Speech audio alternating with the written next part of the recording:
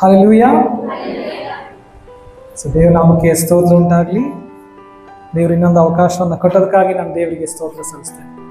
ನಾವು ಕಳೆದ ವಾರ ಕಲ್ತ್ಕೊಳ್ತಾ ಬಂದ್ವಿ ಅಲ್ವಾ, ಸಮಾಧಾನದ ವಿಷಯವಾಗಿ. ಸೊ ಈ ಜುಲೈ ತಿಂಗಳ 4 ವಾರಗಳು ಸಹ ನಾವು ಸಮಾಧಾನದ ವಿಷಯವಾಗಿ ನಾವು ಇನ್ನೂ ಹೆಚ್ಚಾಗಿ ಅಭ್ಯಾಸ ಮಾಡ್ತಾ ಬರೋಣ. ಸೊ ಪರವಾಗಿಲ್ಲ. ಸೊ ಸಮಾಧಾನದ ವಿಷಯವಾಗಿ ನಾವು ಅಭ್ಯಾಸ ಮಾಡ್ತಾ ಬರೋಣ. ಸೊ ಕಳೆದ ವಾರ ನಾವು ಕಲ್ತ್ಕೊಳ್ತಾ ಬಂದ್ವಿ ಏನಪ್ಪಾ ಅಂತಂದ್ರೆ, ನಾವು ಸಮಾಧಾನದಿಂದ ಇರಬೇಕು ಅಂದ್ರೆ ಯಾವ ರೀತಿಯಲ್ಲಿ ಜೀವಿಸಬೇಕು? ನಮಗಿರುವುಗಳಲ್ಲಿ ತೃಪ್ತರಾಗಿ ಜೀವಿಸೋದನ್ನ ಕಲ್ತ್ಕೊಳ್ಬೇಕು. ಸೊ ನಮಗಿರುವುಗಳಲ್ಲಿ ನಾವು ತೃಪ್ತರಾಗಿ ಜೀವಿಸೋದನ್ನ ಅಭ್ಯಾಸ ಮಾಡಲಿಲ್ಲ ಅಂದ್ರೆ ನಾವು ಸಮಾಧಾನ ಹೊಂದ್ಕೊಳ್ಳಿಕ್ಕೆ ಸಾಧ್ಯ ಇಲ್ಲ. ಸೊ ನಾವು ಕಲಿತಾ ಬಂದ್ವಿ ಹೇಗೆ ಆ 5 ರೊಟ್ಟಿಯನ್ನ ದೇವರು 5,000 ಪುರುಷರಿಗೆ ಮತ್ತು ಹೆಂಗಸರು ಮಕ್ಕಳಿಗೆ ಆತನು ಒದಗಿಸಿಕೊಟ್ಟನು. ಬರೀ 5 ರೊಟ್ಟಿ. ಸೊ ಶಿಷ್ಯರಿಗೆ ಅನ್ಕೊಂಡ್ರು ನಮಗಿರುವುದು ಸಾಲುವುದಿಲ್ಲ ಅಂತ. ಆದರೆ ದೇವರು ಅದನ್ನೇ ಆಶೀರ್ವದಿಸಿ 5,000 ಪುರುಷರು ಸುಮಾರು 15,000 ಜನರಿಗೆ ಅದನ್ನ ಊಟಕ್ಕೆ ಕೊಟ್ಟು ವಾಕ್ಯ ತಿಳಿಸಿದ ಅವರೆಲ್ಲರೂ ಉಂಡು ತೃಪ್ತರಾದ ಮೇಲೆ ಇನ್ನು 12 ಪುಟ್ಟಿಗಳು ಮಿಕ್ಕಿದುವ ಅಂತ ವಾಕ್ಯ ತಿಳಿಸ್ತದೆ. ಸೊ ನಿಜವಾಗ್ಲೂ ನಾವು ಕಲ್ತ್ಕೊಳ್ತಾ ಬಂದ್ವಿ. ಹೀಗೆ ನಾವು ಅದೇ ಸಮಾಧಾನದ ವಿಷಯವನ್ನ ನಾವು ತಿರುಗಿ ಮುಂದುವರಿಸೋಣ. ಸೊ ಸಮಾಧಾನ ಹೊಂದ್ಕೊಳ್ಬೇಕಾದ್ರೆ ಇನ್ನೇನ್ ಮಾಡ್ಬೇಕು ನಾವು ಅನ್ನೋದನ್ನ ನಾವು ಇವತ್ತು ಸ್ವಲ್ಪ ಮಟ್ಟಿಗೆ ಕಲ್ತ್ಕೊಳ್ತಾ ಬರೋಣ. ಸೊ ಎರಡನೇದಾಗಿ ನಾವು ಕಲಿಯಬೇಕಾದಂತ ವಿಷಯ ಏನಪ್ಪಾ ಅಂದ್ರೆ, ನಾವು ಸಮಾಧಾನವಾಗಿ ಜೀವಿಸ್ಬೇಕು ಅಂದ್ರೆ ನಾವು ಕಲ್ತ್ಕೊಳ್ಬೇಕಾದಂತ ಅಂಶ ಏನಪ್ಪಾ ಅಂದ್ರೆ, ನಮ್ಮ ಜೀವಿತದ ಉದ್ದೇಶವನ್ನ ತಿಳ್ಕೊಂಡವರಾಗಬೇಕು. Know the true purpose of your life. ನಮಗೆ ಸಮಾಧಾನ ಬೇಕಾ? ನಮ್ಮ ಜೀವಿತದ ಉದ್ದೇಶವನ್ನ ತಿಳ್ಕೊಂಡವರಾಗಿ ನಾವು ಜೀವಿಸ್ಬೇಕು. ಅನೇಕ ಸಾರಿ ನಮ್ಮ ಜೀವಿತದ ಉದ್ದೇಶ ಏನು ಅಂತ ನಮ್ಗೆ ಗೊತ್ತಾಗಲ್ಲ ಅಲ್ವಾ? ಹುಟ್ಟಿದೀವಿ, ಬದುಕ್ತೀವಿ, ಸತ್ತೋಗ್ಬೇಕು. ಇರಾಗ ಒಂದಷ್ಟು ಆಸ್ತಿ ಮಾಡ್ಕೋಬೇಕು, ಮಕ್ಕಳಿಗೆ ಆಸ್ತಿ ಮಾಡಿಡ್ಬೇಕು, ಮಕ್ಕಳ ಮರಿಗೆ ಮದುವೆ ಮಾಡ್ಬೇಕು, ಅವ್ರ ಮೊಮ್ಮಕ್ಕಳನ್ನ ನೋಡ್ಬೇಕು, ಅವ್ರನ್ನ ಆಡಿಸ್ಬಿಟ್ಟು ಸತ್ತೋಗೋದು ಅಷ್ಟೇ. ನಮ್ಮ ಜೀವಿತದ ಉದ್ದೇಶ ಬಹಳ ಕೆಳಮಟ್ಟದಾಗಿದೆ ಪ್ರಿಯರೇ. ಇವತ್ತು ನಮ್ಮಲ್ಲಿ ಯಾತಕ್ಕಾಗಿ ದೇವರು ನಮ್ಮನ್ನ ಕರೆದನು ಅನ್ನೋದನ್ನ ನಾವು ತಿಳ್ಕೊಳ್ಳಿಲ್ಲ ಅಂದ್ರೆ ನಮ್ಮ ಜೀವಿತದಲ್ಲಿ ಸಮಾಧಾನ ಸಿಕ್ಕುವುದಿಲ್ಲ. ಯಾತಕ್ಕಾಗಿ ದೇವರು ನಮ್ಮನ್ನ ಆರಿಸ್ಕೊಂಡಿದ್ದಾರೆ, ಈ ಲೋಕದಲ್ಲಿ ನಾವು ಹುಟ್ಟಿ ಈ ಲೋಕದಲ್ಲಿ ಜೀವಿಸ್ತಿರುವುದು ಯಾತಕ್ಕಾಗಿ, ಯಾಕೆ ಈ ಲೋಕದ ಪ್ರಯಾಣ ಬಹಳ ಮುಖ್ಯ ಅನ್ನೋದನ್ನ ನಾವು ಅರ್ಥ ಮಾಡ್ಕೊಳ್ಳಿಲ್ಲ ಅಂದ್ರೆ ನಮ್ಮ ಜೀವಿತದಲ್ಲಿ ಸಮಾಧಾನ ಸಿಕ್ಕಲ್ಲ. ಒಲಿಂಪಿಕ್ಸ್ ಗೇಮ್ ಕೇಳಿದ್ರಲ್ವಾ? ಎಷ್ಟು ವರ್ಷಕ್ಕೊಂದ್ಸತಿ ಬರೋದದು? 4 ವರ್ಷಕ್ಕೊಂದ್ಸತಿ ಒಲಿಂಪಿಕ್ ಗೇಮ್ ಬರುತ್ತಲ್ವಾ? ಸೊ ಅದ್ರಲ್ಲಿ ಇಡೀ ಎಲ್ಲ ವಿಶ್ವದ ಎಲ್ಲ ದೇಶಗಳು ಪಾರ್ಟಿಸಿಪೇಟ್ ಮಾಡ್ತಾರೆ. ಆದ್ರೆ ಒಬ್ರಿಗೆ ಮಾತ್ರ ಗೋಲ್ಡ್ ಮೆಡಲ್ ಸಿಗುತ್ತಲ್ವಾ? ಇಡೀ ಲೋಕದಲ್ಲಿ ಒಂದೊಂದು ಕ್ರೀಡೆಯಲ್ಲಿ ಒಬ್ಬೊಬ್ಬರಿಗೆ ಮಾತ್ರ ಚಿನ್ನದ ಪದಕ ಸಿಗುತ್ತೆ. ಆ ಚಿನ್ನದ ಪದಕ ಸಿಕ್ಬೇಕು ಅಂದ್ರೆ ಈಗೆದ್ದು ನಾವು ನಾಳೆ ಒಲಿಂಪಿಕ್ಸ್ ಈಗೆದ್ದು ಹೋಗಿ ಆಟ ಆಡ್ಬಿಟ್ರೆ ಬಂದ್ಬಿಡುತ್ತ ಪದಕ? ನಮ್ಮಲ್ಲಿ ಯಾರಿಗಾದ್ರು ಪದಕ ಬರುತ್ತಾ ನಮ್ಗೇನೋ ಪ್ರಾಕ್ಟೀಸ್ ಇಲ್ಲ ಅಂದ್ರೆ? ಇಲ್ಲ ಅಲ್ವಾ? ಅದಕ್ಕೆ ಬೇಕಾದಂತ ಶ್ರಮ ಬಹಳ ಮುಖ್ಯ. ಒಬ್ಬ ತಂದೆ ಒಬ್ಬ ಮಗನ್ ಇರ್ತಾನೆ ಅನ್ಕೋಣ. ತಂದೆ ಮಗನ್ನ 4 ಗಂಟೆಗೆ ಎದುರಿಸಿ ದಿನಾ ಓಡಿಸ್ತಾ ಇರ್ತಾನೆ. ದಿನಾ ಫಾಸ್ಟ್ ಆಗೋಡು ಅಂತ. ಅವನು ಎಷ್ಟೇ ಫಾಸ್ಟ್ ಆಗಿ ಓಡಿದ್ರು ಇನ್ನೂ ಓಡು ಅಂತ ಇರ್ತಾನೆ. ಮಗನಿಗೆ ಬೇಸರಿಕೆ ಏನಪ್ಪಾ ಅಂದ್ರೆ, ಎಲ್ಲ ನನ್ನ ಫ್ರೆಂಡ್ಸ್ ಎಲ್ಲ ಆರಾಮಾಗಿ ಮಲಗಿದ್ದಾರೆ, ನಾನ್ ಮಾತ್ರ ಬೆಳಿಗ್ಗೆ ಎದ್ದು ಓಡ್ಬೇಕಲ್ಲ ಅಂತ ಚಿಂತೆ ಮಾಡುವಂತವನಾಗಿದ್ದಾನೆ. ಅದೇ ಆ ಮಗನಿಗೆ ತಂದೆ ಯಾಕೆ ನನ್ನನ್ನ ಓಡಿಸ್ತಾ ಇದ್ದಾನೆ ಅನ್ನುವಂಥ ಉದ್ದೇಶ ಗೊತ್ತಿದ್ರೆ, ಓಕೆ ನಾನು ಒಂದು ದಿನ ನನ್ನ ತಂದೆ ನನ್ನನ್ನ ಒಲಿಂಪಿಕ್ ಹೋಗ್ಲಿಕ್ಕೆ ತಯಾರು ಮಾಡ್ತಾ ಇದ್ದಾನೆ, ಅದಕ್ಕಾಗಿ ನಾನು ಸಿದ್ಧವಾಗಿರ್ಬೇಕು, ಅದಕ್ಕಾಗಿ ನಾನು ಪ್ರಯತ್ನ ಪಡಬೇಕು ಅಂತ ಆಸೆ ಉಳ್ಳವನಾಗಿ ಅವನು ನೋಡಿದ್ರೆ ಅವನು ಓಟದಲ್ಲಿ ಜಾಸ್ತಿ ಓಡ್ಲಿಕ್ಕೆ ಸಾಧ್ಯ, ಹಾಗೂ ಒಂದು ದಿನ ಪದಕ ಗೆಲ್ಲಿಕ್ಕೂ ಸಹ ಸಾಧ್ಯ ಉಂಟು. ಯಾವಾಗ ಆ ಉದ್ದೇಶ ಗೊತ್ತಿಲ್ಲದೆ ಅಯ್ಯೋ ತಂದೆ ನನಗೆ ಹಿಂಸೆ ಕೊಡ್ತಾ ಇದ್ದಾನೆ ಅಂತ ಎದ್ರೆ ಓಡೋದು ಕಲಿಯಲ್ಲ, ಪದಕನೂ ಗೆಲ್ಲಕ್ಕಾಗಲ್ಲ. ಸೊ ಯಾಕೆ ನಾನು ಇದನ್ನ ಹೇಳ್ತೀನಿ ಅಂದ್ರೆ, ನಮ್ಮ ಜೀವನದಲ್ಲಿ ಇವತ್ತು ದೇವರು ನಮ್ಮನ್ನ ಯಾತಕ್ಕಾಗಿ ಕರೆದಿದ್ದಾನೆ ಅದು ನಮಗೆ ಗೊತ್ತಿಲ್ಲ ಪ್ರಿಯರೇ. ನಾವು ಮರ್ತು ಬಿಟ್ಟಿದ್ದೇವೆ ದೇವರು ಯಾತಕ್ಕಾಗಿ ಕರೆದಿದ್ದಾನೆ. ನಮ್ಮ ಜೀವಿತದಲ್ಲಿ, ಲೋಕದ ಜೀವಿತದಲ್ಲಿ ಅವರು ಗೆಲ್ಲಬೇಕು ಅಂದ್ರೆ they need dedication, overcoming obstacles, achieving peak performance. ಅಂದ್ರೆ ಅವರು ಡೆಡಿಕೇಶನ್ ಅಂದ್ರೆ ಅರ್ಪಿಸಿಕೊಡುವಿಕೆ ಇರಬೇಕು. ಓವರ್ಕಮಿಂಗ್ ಅಬ್ಸ್ಟ್ರಕಲ್ಸ್ ಅಂದ್ರೆ ಎಲ್ಲ ತಡೆಗಳನ್ನ ಅವರು ಅದನ್ನು ಬಿಡಿಸ್ಕೊಂಡು ಅವ್ರ ಮೇಲ್ ಬರಬೇಕು.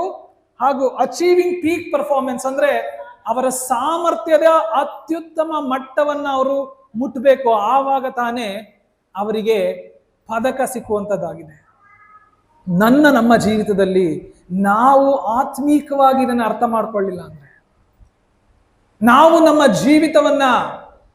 ಜೀವಿತದ ಉದ್ದೇಶವನ್ನ ಅರ್ಥ ಮಾಡಿಕೊಂಡು ಅದಕ್ಕಾಗಿ ನಮ್ಮ ಜೀವಿತವನ್ನ ಮುಡುಪಾಗಿಡ್ಲಿಲ್ಲ ಅಂದ್ರೆ ನಾವು ನಿಜವಾಗ್ಲೂ ಸಮಾಧಾನದಿಂದ ಜೀವಿಸ್ಲಿಕ್ಕೆ ಸಾಧ್ಯ ಇಲ್ಲ ಪ್ರಿಯರೇ. ಯಾವಾಗ ಸ್ವಾಮಿಯ ಉದ್ದೇಶ ಏನಪ್ಪಾ ಅಂದ್ರೆ, ಈ ಲೋಕದಲ್ಲಿ ನಮ್ಮೆಲ್ಲರನ್ನ ಆರಿಸ್ಕೊಂಡಂತ ಉದ್ದೇಶ ಏನಪ್ಪಾ ಅಂದ್ರೆ ನಮ್ಮನ್ನ ಪರಲೋಕಕ್ಕೆ ಸಿದ್ಧಪಡಿಸ್ಬೇಕು. ಸೇರ್ಸೋದು ಕೊನೆ ಭಾಗ. ಈ ಲೋಕದ ಜೀವಿತ ಪರಲೋಕಕ್ಕೆ ಸಿದ್ಧಪಡಿಸ್ಬೇಕು ಅಂತ ನಮ್ಮೆಲ್ಲರನ್ನ ಆರಿಸ್ಕೊಂಡಿದ್ದಾನೆ.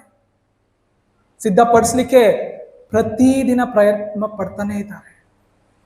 ನಾವು ಸಿದ್ಧರಾಗ್ಲಿಲ್ಲ ಅಂದ್ರೆ ನಾವು ಬಿಡಲ್ಪಡ್ತೇವೆ. ನಾವು ಶುದ್ಧಿಪಡಿಸಿಕೊಂಡು ಅದಕ್ಕೆ ಸಿದ್ಧರಾಗ್ಲಿಲ್ಲ ಅಂದ್ರೆ ನಮ್ಮ ಜೀವಿತದಲ್ಲಿ ನಾವು ಬೀಳಲ್ಪಡ್ತೇವೆ. ಆದ್ರೆ ಯಾವಾಗ ನಮ್ಮ ಜೀವಿತದ ಉದ್ದೇಶವನ್ನ ನಾವು ಅರ್ಥ ಮಾಡ್ಕೊಳ್ತೇವೋ, ಸ್ವಾಮಿ ವಾಕ್ಯ ತಿಳಿಸ್ತದೆ, ನಾವು ರೂಪಿತವಾಗುವುದರ ಜೊತೆಗೆ ಸಮಾಧಾನ ನಮ್ಮನ್ನ ಆಳುವಂತದ್ದಾಗಿದೆ. ಹಾಲೆಲೂಯಾ. ದೇವರು ನಮ್ಮನ್ನ ರೂಪಿಸುವುದರ ಜೊತೆಗೆ ಈ ಹಲೋಕದಲ್ಲಿ ಸಮಾಧಾನವನ್ನ ಸಹ ನಮಗೆ ನೀಡುವಂತವನಾಗಿದ್ದಾನೆ ಪ್ರಿಯರೇ. ಸೊ ಇವತ್ತು ಯಾಕೆ ನಮಗೆ ಸಮಾಧಾನ ಇಲ್ಲ ಅಂದ್ರೆ, we don't know the purpose of our life. ನಮಗೆ ಜೀವಿತದ ಉದ್ದೇಶ ಗೊತ್ತಾಗ್ತಾ ಇಲ್ಲ. ನಾವು ಯಾವಾಗಲೂ ತಪ್ಪು ಉದ್ದೇಶವುಳ್ಳವರಾಗಿ ಜೀವಿಸ್ತಾ ಇದ್ದೇವೆ. ಈ ಲೋಕದಲ್ಲಿ ಯಾಕಪ್ಪ ತುಂಬಾ ನೋವು ಅಂದ್ರೆ, ನಮ್ಮ ಆಶೆಗಳೆಲ್ಲ ಬರೀ ಈ ಲೋಕದ ಮೇಲಿದೆ. ಈ ಲೋಕದಲ್ಲಿ ಏನ್ ಸಂಪಾದಿಸ್ಕೋಬೇಕು, ಯಾರನ್ನ ಮದುವೆ ಆಗ್ಬೇಕು, ಯಾವ ರೀತಿ ಮಕ್ಕಳಿರ್ಬೇಕು, ನಮ್ಮ ಮಕ್ಕಳಿಗೆ ಹೇಗೆ ಬೆಳಿಬೇಕು, ನಾವು ಎಷ್ಟು ಆಸ್ತಿ ಸಂಪಾದಿಸ್ಕೊಳ್ಬೇಕು, ನಮ್ಮ ಎಲ್ಲ ಆಲೋಚನೆ ಬರೀ ಎಲ್ಲಿದೆ? ಲೋಕ ಸಂಬಂಧವಾದವುಗಳ ಮೇಲೆ. ವಾಕ್ಯ ತಿಳಿಸ್ತದೆ, ಲೋಕದಲ್ಲಿ ಗಂಟು ಮಾಡಿ ಇಟ್ಕೊಳ್ಬೇಡ್ರಿ, ನಿಮ್ಮ ಗಂಟು ಇದ್ದಲ್ಲಿಯೇ ನಿಮ್ಮ ಮನಸ್ಸು ಇರುವಂತದ್ದಾಗಿದೆ. ಇವತ್ತು ನಮ್ಮ ಆಶೆ ಎಲ್ಲ, ನಮ್ಮ ಗಂಟೆಲ್ಲ ಈ ಲೋಕದಲ್ಲಿದ್ರೆ ಲೋಕವು ಕೊಡುವಂಥದ್ದು ಬರೀ ನಮಗೆ ಸಂಕಟ. ಲೋಕದಿಂದ ನಮಗೆ ಯಾವ ಉತ್ತಮವಾದಂಥದ್ದು ಸಿಕ್ಕುವುದಿಲ್ಲ ಪ್ರೇರೆ. ಬರೀ ಜಗಳ, ಕಲಹ, ಹೊಟ್ಟೆ ಕಿಚ್ಚು, ನೋವು, ಅವಮಾನ, ಇದೇ ನಮಗೆ ಲೋಕವು ಕೊಡುವಂಥದ್ದಾಗಿದೆ. ಸ್ವಾಮಿ ವಾಕ್ಯ ತಿಳಿಸ್ತಾ ಇದೆ, ನಿಮ್ಮ ಉದ್ದೇಶ ಅದು ಬದಲಾವಣೆ ಆಗ್ಬೇಕು. ಇವತ್ತು ನಮ್ಮ ಜೀವಿತದಲ್ಲಿ ಸಮಾಧಾನ ಬೇಕು, ನಮ್ಮ ಉದ್ದೇಶ ಬದಲಾವಣೆ ಆಗ್ಬೇಕು. ವಾಕ್ಯ ತಿಳಿಸ್ತದೆ, ಎಫೆಸ 2:3 ಹೀಗಿದೆ, ನಾವೆಲ್ಲರೂ ಪೂರ್ವದಲ್ಲಿ ಅವಿಧೇಯರಾಗಿದ್ದು ಶರೀರ ಭಾವ ಆಶೆಗಳಿಗೆ ಅಧೀನರಾಗಿ ಶರೀರಕ್ಕೂ ಮನಸ್ಸಿಗೂ ಸಂಬಂಧಪಟ್ಟ ಇಚ್ಛೆಗಳನ್ನು ನೆರವೇರಿಸುತ್ತಾ ನಡೆದು ಮಿಕ್ಕಾದವರಂತೆ ಸ್ವಭಾವ ಸಿದ್ಧವಾಗಿ ದೇವರ ಕೋಪಕ್ಕೆ ಗುರಿಯಾಗಿದ್ದೆವು. ಸೊ ನಮ್ಮ ಉದ್ದೇಶ ಏನು? ಅವಿಧೇಯತೆ ಅಥವಾ ಶರೀರದ ಭಾವದ ಅಭಿಲಾಷೆಗಳಿಗೆ ಅಧೀನರಾಗಿ ನಡೆಯುವಂಥದ್ದು, ಶರೀರಕ್ಕೂ ಮನಸ್ಸಿಗೂ ಸಂಬಂಧಪಟ್ಟ ಇಚ್ಛೆಗಳನ್ನ ನೆರವೇರಿಸಿ ನಡೆಯುತ್ತಾ ಬರುತ್ತಿರುವಂಥದ್ದು ಅನೇಕ ಸಾರಿ ನಮ್ಮ ಜೀವಿತದ ಒಂದು ಅವಿಭಾಜ್ಯ ಅಂಗ ಹೋಗಿದೆ. ನಮಗೆ ಗೊತ್ತಿಲ್ಲದೆ ನಾವು ಇಹಲೋಕಕ್ಕಾಗಿ ಇಹಲೋಕದವರ ತರ ನಾವು ಜೀವಿಸ್ತಾ ಇದ್ದೇವೆ. ಎಲ್ಲಿ ತನಕ ನಾವು ಹಾಗೆ ಜೀವಿಸ್ತೀವೋ ನಮ್ಮ ಜೀವನದಲ್ಲಿ ಸಮಾಧಾನ ಸಿಕ್ಕುವುದಿಲ್ಲ ಪ್ರಿಯರೇ. ನಮ್ಮ ಜೀವಿತದ ಉದ್ದೇಶವನ್ನ ನಾವು ಅರ್ಥ ಮಾಡ್ಕೊಳ್ಬೇಕಾಗಿದೆ. ನಾವು ಯಾವಾಗ ಜೀವಿತದಲ್ಲಿ ನಾವು ಲೌಕಿಕವಾಗಿ ನಡೀತೀವೋ ನಮಗೆ ಸಮಾಧಾನ ಸಿಕ್ಕುವುದಿಲ್ಲ. ಬದಲಾಗಿ ನಮ್ಮ ಜೀವಿತದಲ್ಲಿ ಇನ್ನೂ ಅನೇಕ ಸಮಸ್ಯೆಗಳು ಕೂಡಿ ನಮ್ಮ ಸಮಾಧಾನವನ್ನು ತೆಗೆಯುವಂಥದ್ದಾಗಿದೆ. ಆದ್ದರಿಂದ ದೇವರು ಇವತ್ತು ನಮ್ಮೆಲ್ಲರನ್ನು ಎಚ್ಚರಿಸ್ತಾ ಇದ್ದಾನೆ, ಮಗನೇ ಮಗಳೇ, ನಿನ್ನ ಜೀವಿತದಲ್ಲಿ ಸಮಾಧಾನವನ್ನ ಬೇಕಾ? ನಿನ್ನ ಜೀವಿತಕ್ಕೆ ದೇವರು ನಿನ್ನನ್ನು ಯಾತಕ್ಕಾಗಿ ಕರೆದ್ನೋ ಆ ಉದ್ದೇಶವನ್ನ ಅರ್ಥ ಮಾಡ್ಕೊ. ಆ ಉದ್ದೇಶ ಏನು ಅನ್ನೋದನ್ನ ನೀನು ಅರ್ಥ ಮಾಡ್ಕೊಳ್ಬೇಕು. ನಮ್ಮನ್ನು ನಾವು ಎಚ್ಚರಿಸ್ಕೊಳ್ಳೋಣ. ನಾನು ಒಬ್ಬ ಚಿಕ್ಕ ಮಗನಿದ್ನು. ಚಿಕ್ಕ ಹುಡುಗ ತಾಯಿ ಹತ್ರ ಹೋಗಿ ಕೇಳ್ತಾನೆ. ತಾಯಿ ದೇವರನ್ನ ಯೇಸು ಸ್ವಾಮಿನ ನಂಬ್ಕೊಂಡಿದ್ರು. ಹೋಗಿ ತಾಯಿ ಹತ್ರ ಕೇಳ್ತಾನೆ, ಅಮ್ಮ ಅಮ್ಮ ನಾವೆಲ್ಲ ಎಲ್ಲಿಂದ ಹುಟ್ಟಿದ್ದೀವಿ? ಆಗ ತಾಯಿ ಹೇಳಿದ್ರು, ಮಗನೇ ನಾವು ದೇವರಿಂದ ಹುಟ್ಟಿದವರಾಗಿದ್ದೇವಪ್ಪ. ಒಂದು ತುಂಬಾ ಖುಷಿ ಆಯ್ತು, ನಾವು ದೇವರಿಂದ ಹುಟ್ಟಿದ್ದೇವೆ ಅಂತ. ಸರಿ ಅಂದ್ಬಿಟ್ಟು ಅವರ ತಂದೆ ದೇವ್ರನ್ನ ನಂಬಲ್ಲ, ನಾಸ್ತಿಕ, ಅವನು ದೇವ್ರನ್ನ ನಂಬ್ತಾ ಇರಲಿಲ್ಲ. ಸರಿ ತಂದೆ ಹತ್ರನೂ ಕೇಳೋಣ ಅಂತ ಹೋಗಿ ತಂದೆ ಹತ್ರ ಕೇಳ್ತಾನೆ, ಅಪ್ಪ ಅಪ್ಪ ನಾವೆಲ್ಲ ಎಲ್ಲಿಂದ ಹುಟ್ಟಿದ್ದೀವಿ? ಆಗ ತಂದೆ ಹೇಳ್ದ, ಮಗನೇ ನಾವೆಲ್ಲ ಮಂಗಗಳಿಂದ ಹುಟ್ಟಿದ್ದೀವಿ. ಎವಲ್ಯೂಷನ್ ಅವನು ಸೈನ್ಸ್ ಓದಿದ್ದ. ಮಂಗನಿಂದ ಮಾನವ, ಸೊ ಮಂಗಗಳಿಂದ ಹುಟ್ಟಿದ್ದೀವಿ ಅಂದ. ಪಾಪ ಮಗನಿಗೆ ಕನ್ಫ್ಯೂಸ್ ಆಗೋಯ್ತು. ಇದೇನ್ ತಾಯಿ ದೇವರಿಂದ ಹುಟ್ಟಿದೀವಿ ಅಂತಾರೆ, ತಂದೆ ಬಂದು ಮಂಗನಿಂದ ಹುಟ್ಟಿದೀವಿ, ಯಾವುದು ನಿಜ ಅಂತ ತಿರ್ಗಾ ತಾಯಿ ಹತ್ರ ಹೋದ್ನು. ಅಮ್ಮ ಅಮ್ಮ ನೀನು ಹೇಳ್ದೆ ದೇವರಿಂದ ಹುಟ್ಟಿದೀವಿ ನಾವು ಅಂತ, ಅಪ್ಪ ಹೇಳ್ತಾ ಇದ್ದಾರೆ ಮಂಗನಿಂದ ಹುಟ್ಟಿದೀವಿ, ಯಾವ್ದಮ್ಮ ನಿಜ? ಸರಿ ತಾಯಿ ಹೇಳಿದ್ರು, ಮಗನೇ ಎರಡೂ ನಿಜನಪ್ಪ. ನಮ್ಮ ಸಂತಾನ ದೇವರಿಂದ ಹುಟ್ಟವ್ರೆ, ಅಪ್ಪವ್ರ ಸಂತಾನ ಮಂಗನಿಂದ ಹುಟ್ಟವ್ರೆ, ಸೊ ಎರಡೂ ನಿಜ ಅಂತ ಹೇಳಿದ್ರು. ಸೊ ನಾನು ಯಾಕೆ ಇದನ್ನ ಹೇಳ್ತೀನಿ ಅಂದ್ರೆ, ಅನೇಕ ಸಾರಿ ನಮ್ಮ ಜೀವನ ನಮ್ಮನ್ನ ನಾವೇ ಕಡಿಮೆ ಮಾಡ್ಕೊಳ್ತಾ ಇದ್ದೇವೆ. ಮಂಗನಿಂದ ಹುಟ್ಟಿ ಮಂಗನ ತರನೇ ಆಡ್ತಾ ಇದೀವಿ ನಾವಲ್ಲ. ನಾವು ನಂಬ್ಕೊಳ್ತೀವಿ ಮಂಗನಿಂದ ಮಾನವ, ಅದಕ್ಕೆ ಅದೇ ಬುದ್ಧಿ ಬರ್ತಾ ಇದೆ. ಸೊ ದೇವರು ನಮ್ಮನ್ನ ಆರಿಸ್ಕೊಂಡದ್ದು, ನೀವು ನನ್ನ ಸಂತಾನ, ನೀವು ನನ್ನ ಮಕ್ಕಳಾಗಿದ್ದೀರಿ, ನೀವು ನನಗಾಗಿ ನನ್ನ ಹಾಗೆ ಜೀವಿಸ್ಬೇಕು ಅಂತ ಆರಿಸ್ಕೊಂಡಿದ್ದಾನೆ. ನಾವು ಮಂಗನ ಸಂತಾನ, ಮಂಗನ ತರನೇ ಆಡ್ತೀವಿ ಅಂದ್ರೆ ಮಂಗಂದೇ ಗತಿ ಆಗುತ್ತೆ. ಸೊ ನಮ್ಮ ಉದ್ದೇಶ ಏನು, ದೇವರು ಯಾತಕ್ಕಾಗಿ ನಮ್ಮನ್ನ ಆರಿಸ್ಕೊಂಡಿದ್ದಾನೆ ಅನ್ನೋದನ್ನ ನಾವು ಅರ್ಥ ಮಾಡ್ಕೊಳ್ಳಿಲ್ಲ ಅಂದ್ರೆ ಪ್ರಿಯರೇ, ಈ ಲೋಕದಲ್ಲಿ ನಮಗೆ ಸಮಾಧಾನ ಸಿಕ್ಕುವುದಿಲ್ಲ. ದೇವರ ಮಕ್ಕಳೆನಿಸ್ಕೊಳ್ಳಿಕ್ಕೆ ನಾವು ಯೋಗ್ಯರಾಗುವುದಿಲ್ಲ. ನಾನೊಂದ್ಸತಿ ನಾನು ಕೆಲಸಕ್ಕೆ ಸೇರಿದ ಪ್ರಾರಂಭದಲ್ಲಿ ನಾನು ಹೇಳಿದೆ, ಕಳೆದ ವಾರನೂ ಸಹ ಹೇಳಿದೆ, ನನಗೆ 8,000 ಸಂಬಳ. ಸರಿ ಅಂದ್ಬಿಟ್ಟು ಸುಮಾರು ಸತಿ ದೇವ್ರನ್ನ ಪ್ರಶ್ನೆ ಮಾಡ್ತಾ ಇದ್ದೆ. ಇನ್ನೊಂದ್ಸತಿ ಏನ್ ಮಾಡ್ತಾ ಇದ್ದೆ, ನಾನು ಕೊಳ್ಳೇಗಾಲದಿಂದ ಬ್ಯಾಂಗ್ಳೂರ್ಗೆ ಹೋಗ್ತಾ ಇದ್ದೀನಿ. ದಾರಿಯಲ್ಲಿ ಬೆಳಗಿನ ಜಾವ 4 ಗಂಟೆ ಬಸ್ಸು. ಹೋಗ್ತಾ ಇರುವಾಗ ಸರಿ ಹೋಗ್ತಾ ಇದ್ದೀನಿ, ತಿರುಗಿ ಮನಸ್ಸಿನಲ್ಲಿ ಅದೇ ಆಲೋಚನೆ, ಏನಪ್ಪ ಸ್ವಾಮಿ 8,000 ಸಾಲಲ್ಲ ಅಂತ. 2-3 ಸರಿ ದೇವರು ನನಗೆ ಉತ್ತರ ಕೊಟ್ಟು ನನ್ನ ಜೊತೆ ಮಾತಾಡಿದರೆ ತಿರುಗಿ ಅದೇ ಯೋಚನೆಗಳು ಬರ್ತಾ ಇದೆ. ನಮ್ಮ ಜೀವಿತದಲ್ಲೂ ಹಾಗೆ ಅಲ್ವಾ? ಎಷ್ಟೇ ಸಾರಿ ದೇವರು ಸಂತಾಯಿಸಿದ್ರು ತಿರುಗಿ ಅದೇ ಕೆಟ್ಟ ಆಲೋಚನೆಗಳೇ, ಅದೇ ಲೋಕದ ಆಲೋಚನೆಗಳೇ ನಮ್ಮನ್ನ ಕಾಡಿ ನೋಯಿಸುವಂಥದ್ದಾಗಿದೆ. ಸೊ ಹೋಗ್ತಾ ಇದ್ದೀನಿ. ಸೊ ನಂದು ಏನಪ್ಪ ಪ್ರಶ್ನೆ ಅಂದ್ರೆ, ಸ್ವಾಮಿ ನನ್ನನ್ನ ಇತರರಿಗಿಂತ ನೀನು ಕಡಿಮೆ ಮಾಡಿಬಿಟ್ಟೆ. ನಮ್ಮ ಫ್ರೆಂಡ್ಸ್ ಎಲ್ಲ ಇಂಜಿನಿಯರಿಂಗ್ ಮಾಡಿ ಅವ್ರು ಒಳ್ಳೆ ಕೆಲಸದಲ್ಲಿದ್ದಾರೆ, ನಾನು ಅವ್ರಿಗಿಂತ ಕಡಿಮೆ ಆಗ್ಬಿಟ್ನಲ್ಲ, ನಾನು ಅವ್ರಿಗಿಂತ ಹೆಚ್ಚಾಗಿ ಸಂಪಾದನೆ ಮಾಡಕ್ ಆಯ್ತಾ ಇಲ್ವಲ್ಲ, ನನ್ನ ಜೀವಿತದಲ್ಲಿ ನಾನು ಉಳ್ಸಕ್ ಆಗ್ತಾ ಇಲ್ವಲ್ಲ, ಇದೇ ಪ್ರಶ್ನೆ. ಸರಿ ಪ್ರಾರ್ಥನೆ ಮಾಡ್ತಾ ಇದ್ದೀನಿ, ಕಣ್ಣೀರು ಸುರಿತಾ ಇದೆ, ಹೋಗ್ತಾ ಇದ್ದೀನಿ. ಸೊ ತಕ್ಷಣ ಏನಾಯ್ತು ಅಂದ್ರೆ, ಒಬ್ರು ವಯಸ್ಸಾದಂತ ಹೆಂಗಸಿದ್ರು, ಒಂದು 50 ವರ್ಷ ಇರ್ಬೋದು. ಸೊ ಅವರು ಸಡನ್ ಆಗಿ ಕುಸಿದು ಬಿದ್ದುಬಿಟ್ರು. ಅವ್ರ ಮಗಳು ಸಹ ಇದ್ರು. ಕುಸಿದು ಬಿದ್ದಾಗ ನಾನು ಕೂತಿದ್ನಲ್ಲ, ನಾನು ಸ್ವಲ್ಪ ಜರಿಕೊಂಡೆ. ಅವ್ರನ್ನ ಕೂರಿಸಿ ಅವರ ತಲೆ ನನ್ನ ತೊಡೆ ಮೇಲಿತ್ತು.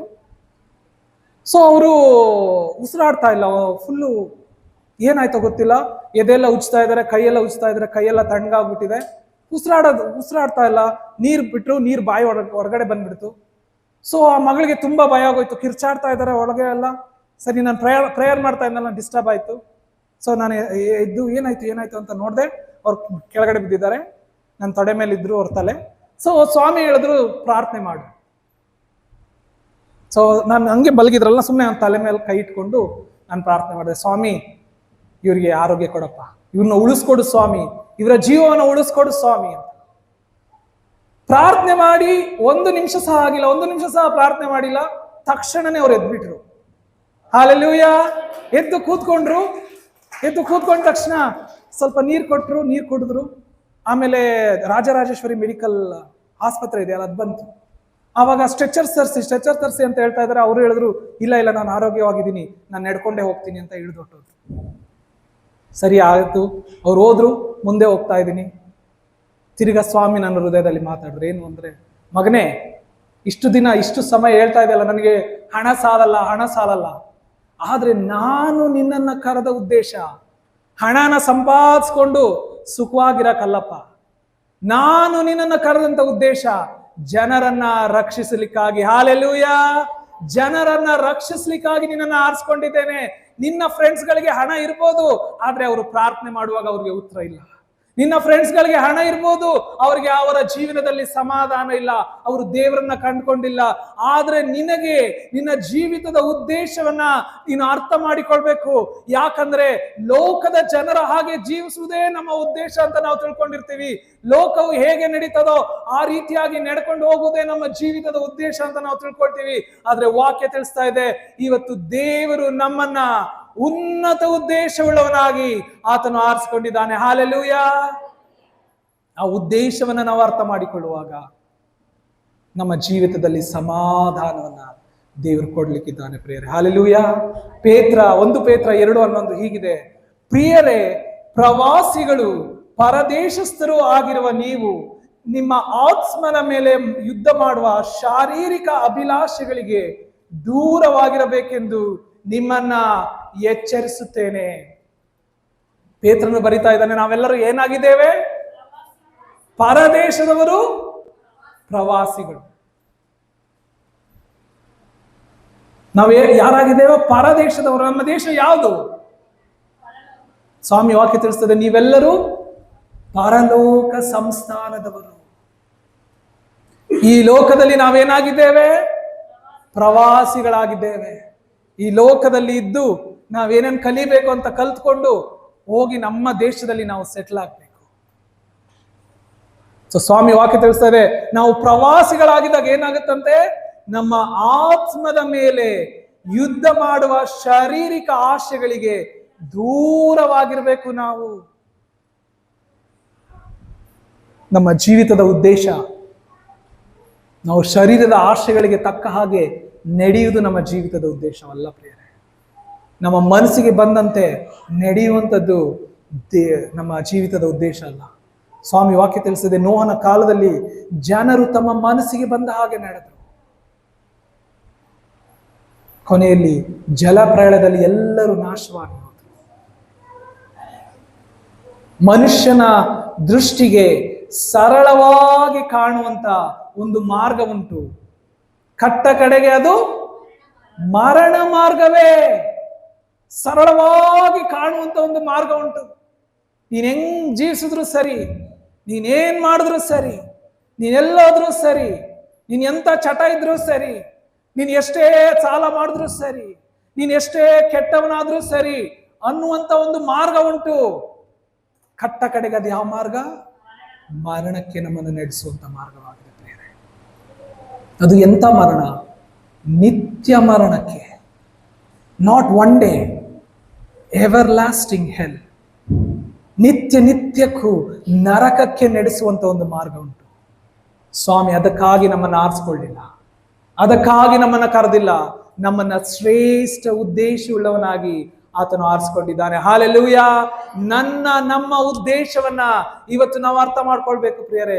ಜೀವಿತದಲ್ಲಿ ದೇವರು ಯಾತಕ್ಕಾಗಿ ನಮ್ಮನ್ನ ಆರಿಸ್ಕೊಂಡಿದ್ದಾನೆ ಅನ್ನೋದನ್ನ ಅರ್ಥ ಮಾಡ್ಕೊಳ್ಬೇಕು. ಯಾವಾಗ ನಮಗೆ ಅರ್ಥ ಆಗುದಿಲ್ವೋ ನಮ್ಮ ಜೀವಿತ ಸಮಾಧಾನದಿಂದ ಇರುವುದಿಲ್ಲ.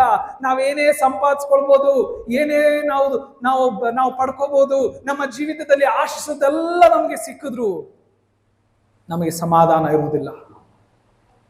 ಆದ್ರೆ ಯಾವಾಗ ನಾವು ದೇವರು ನಮ್ಮನ್ನು ಕರೆದಂತ ಉದ್ದೇಶವನ್ನು ಅರ್ಥ ಮಾಡ್ಕೊಳ್ತೇವೋ, ಆ ಉದ್ದೇಶದ ಪ್ರಕಾರ ನಾವು ನಡೀತೇವೋ, ನಮ್ಮ ಜೀವಿತದಲ್ಲಿ ಸಮಾಧಾನವನ್ನ ದೇವರು ಕೊಡ್ಲಿಕ್ಕಿದ್ದಾನೆ. Hallelujah. Know the purpose of your life. ನಮ್ಮ ಜೀವಿತದ ಉದ್ದೇಶವನ್ನ ಅರ್ಥ ಮಾಡ್ಕೊಳ್ಳೋಣ ಪ್ರಿಯರೇ. ವಾಕ್ಯ ತಿಳಿಸ್ತದೆ, ನೋಹನು 500 ವರ್ಷದವನಾಗಿದ್ದಾಗ ಲೋಕವೆಲ್ಲ ಪಾಪದಲ್ಲಿ ಅವರು ಸಂತೋಷ ಪಡ್ತಾ ಇದ್ರು. ಪಾಪ ಭೋಗಗಳನ್ನು ಅನುಭವಿಸ್ತಾ ಸಂತೋಷ ಪಡ್ತಾ ಇದ್ರು. ಆದ್ರೆ ನೋಹ ಬೆಳಿಗ್ಗೆ ಎದ್ದುತ್ತಾ ಇದ್ನು, ನಾವೇ ಕಟ್ತಾ ಇದ್ನು, ಕಾಡ್ಗೆ ಹೋಗ್ತಾ ಇದ್ನು, ಮರಗಳನ್ನ ತರಿತಾ ಇದ್ನು, ಬಂದು ತಿರುಗಿ ಮರನ ಕುಯ್ದು ಆತ ನಾವೇನ ಕಟ್ಟುವುದರಲ್ಲಿ ಆತನು ತನ್ನನ್ನು ತಾನು ಪರಿಪೂರ್ಣವಾಗಿ ತೊಡಗಿಸ್ಕೊಂಡು ಪ್ರಿಯರೇ. ಎಷ್ಟು ವರ್ಷಗಳ ಕಾಲ ನಾವೇನ ಕಟ್ಟನ್ನು ನೋಹ? 100 ವರ್ಷಗಳ ಕಾಲ. ಆಗಿನ ಕಾಲದಲ್ಲಿ ಬಹಳ ವರ್ಷಗಳು ಬದುಕ್ತಾ ಇದ್ರು. 100 ವರ್ಷಗಳ ಕಾಲ ನಾವೇನ ಕಟ್ತಾ ಇದ್ದಾನೆ. ಜನರು ಪಾಪ ಭೋಗಗಳಲ್ಲಿ ಸುಖವನ್ನು ಅನುಭವಿಸ್ತಾ ಇದ್ದಾರೆ. ಈ ಕಷ್ಟವನ್ನ ಸಹಿಸಿಕೊಳ್ಳುವಾಗ್ಲೂ ಸಹ ನೋಹ ಸಮಾಧಾನದಿಂದಿದ್ನು. ಯಾಕೆ ಗೊತ್ತಾ? ಜೀವಿತದ ಉದ್ದೇಶವನ್ನು ಅರ್ಥ ಮಾಡ್ಕೊಂಡು, ದೇವರು ಯಾತಕ್ಕಾಗಿ ನನ್ನನ್ನು ಆರಿಸ್ಕೊಂಡಿದ್ದಾನೆ, ನಾನು ಇಹಲೋಕದವರ ಜೊತೆ ಹೋಗಿ ಸಂಭ್ರಮಿಸಲಿಕ್ಕಾಗಿ ನನ್ನನ್ನು ಆರಿಸ್ಕೊಳ್ಳಿಲ್ಲ.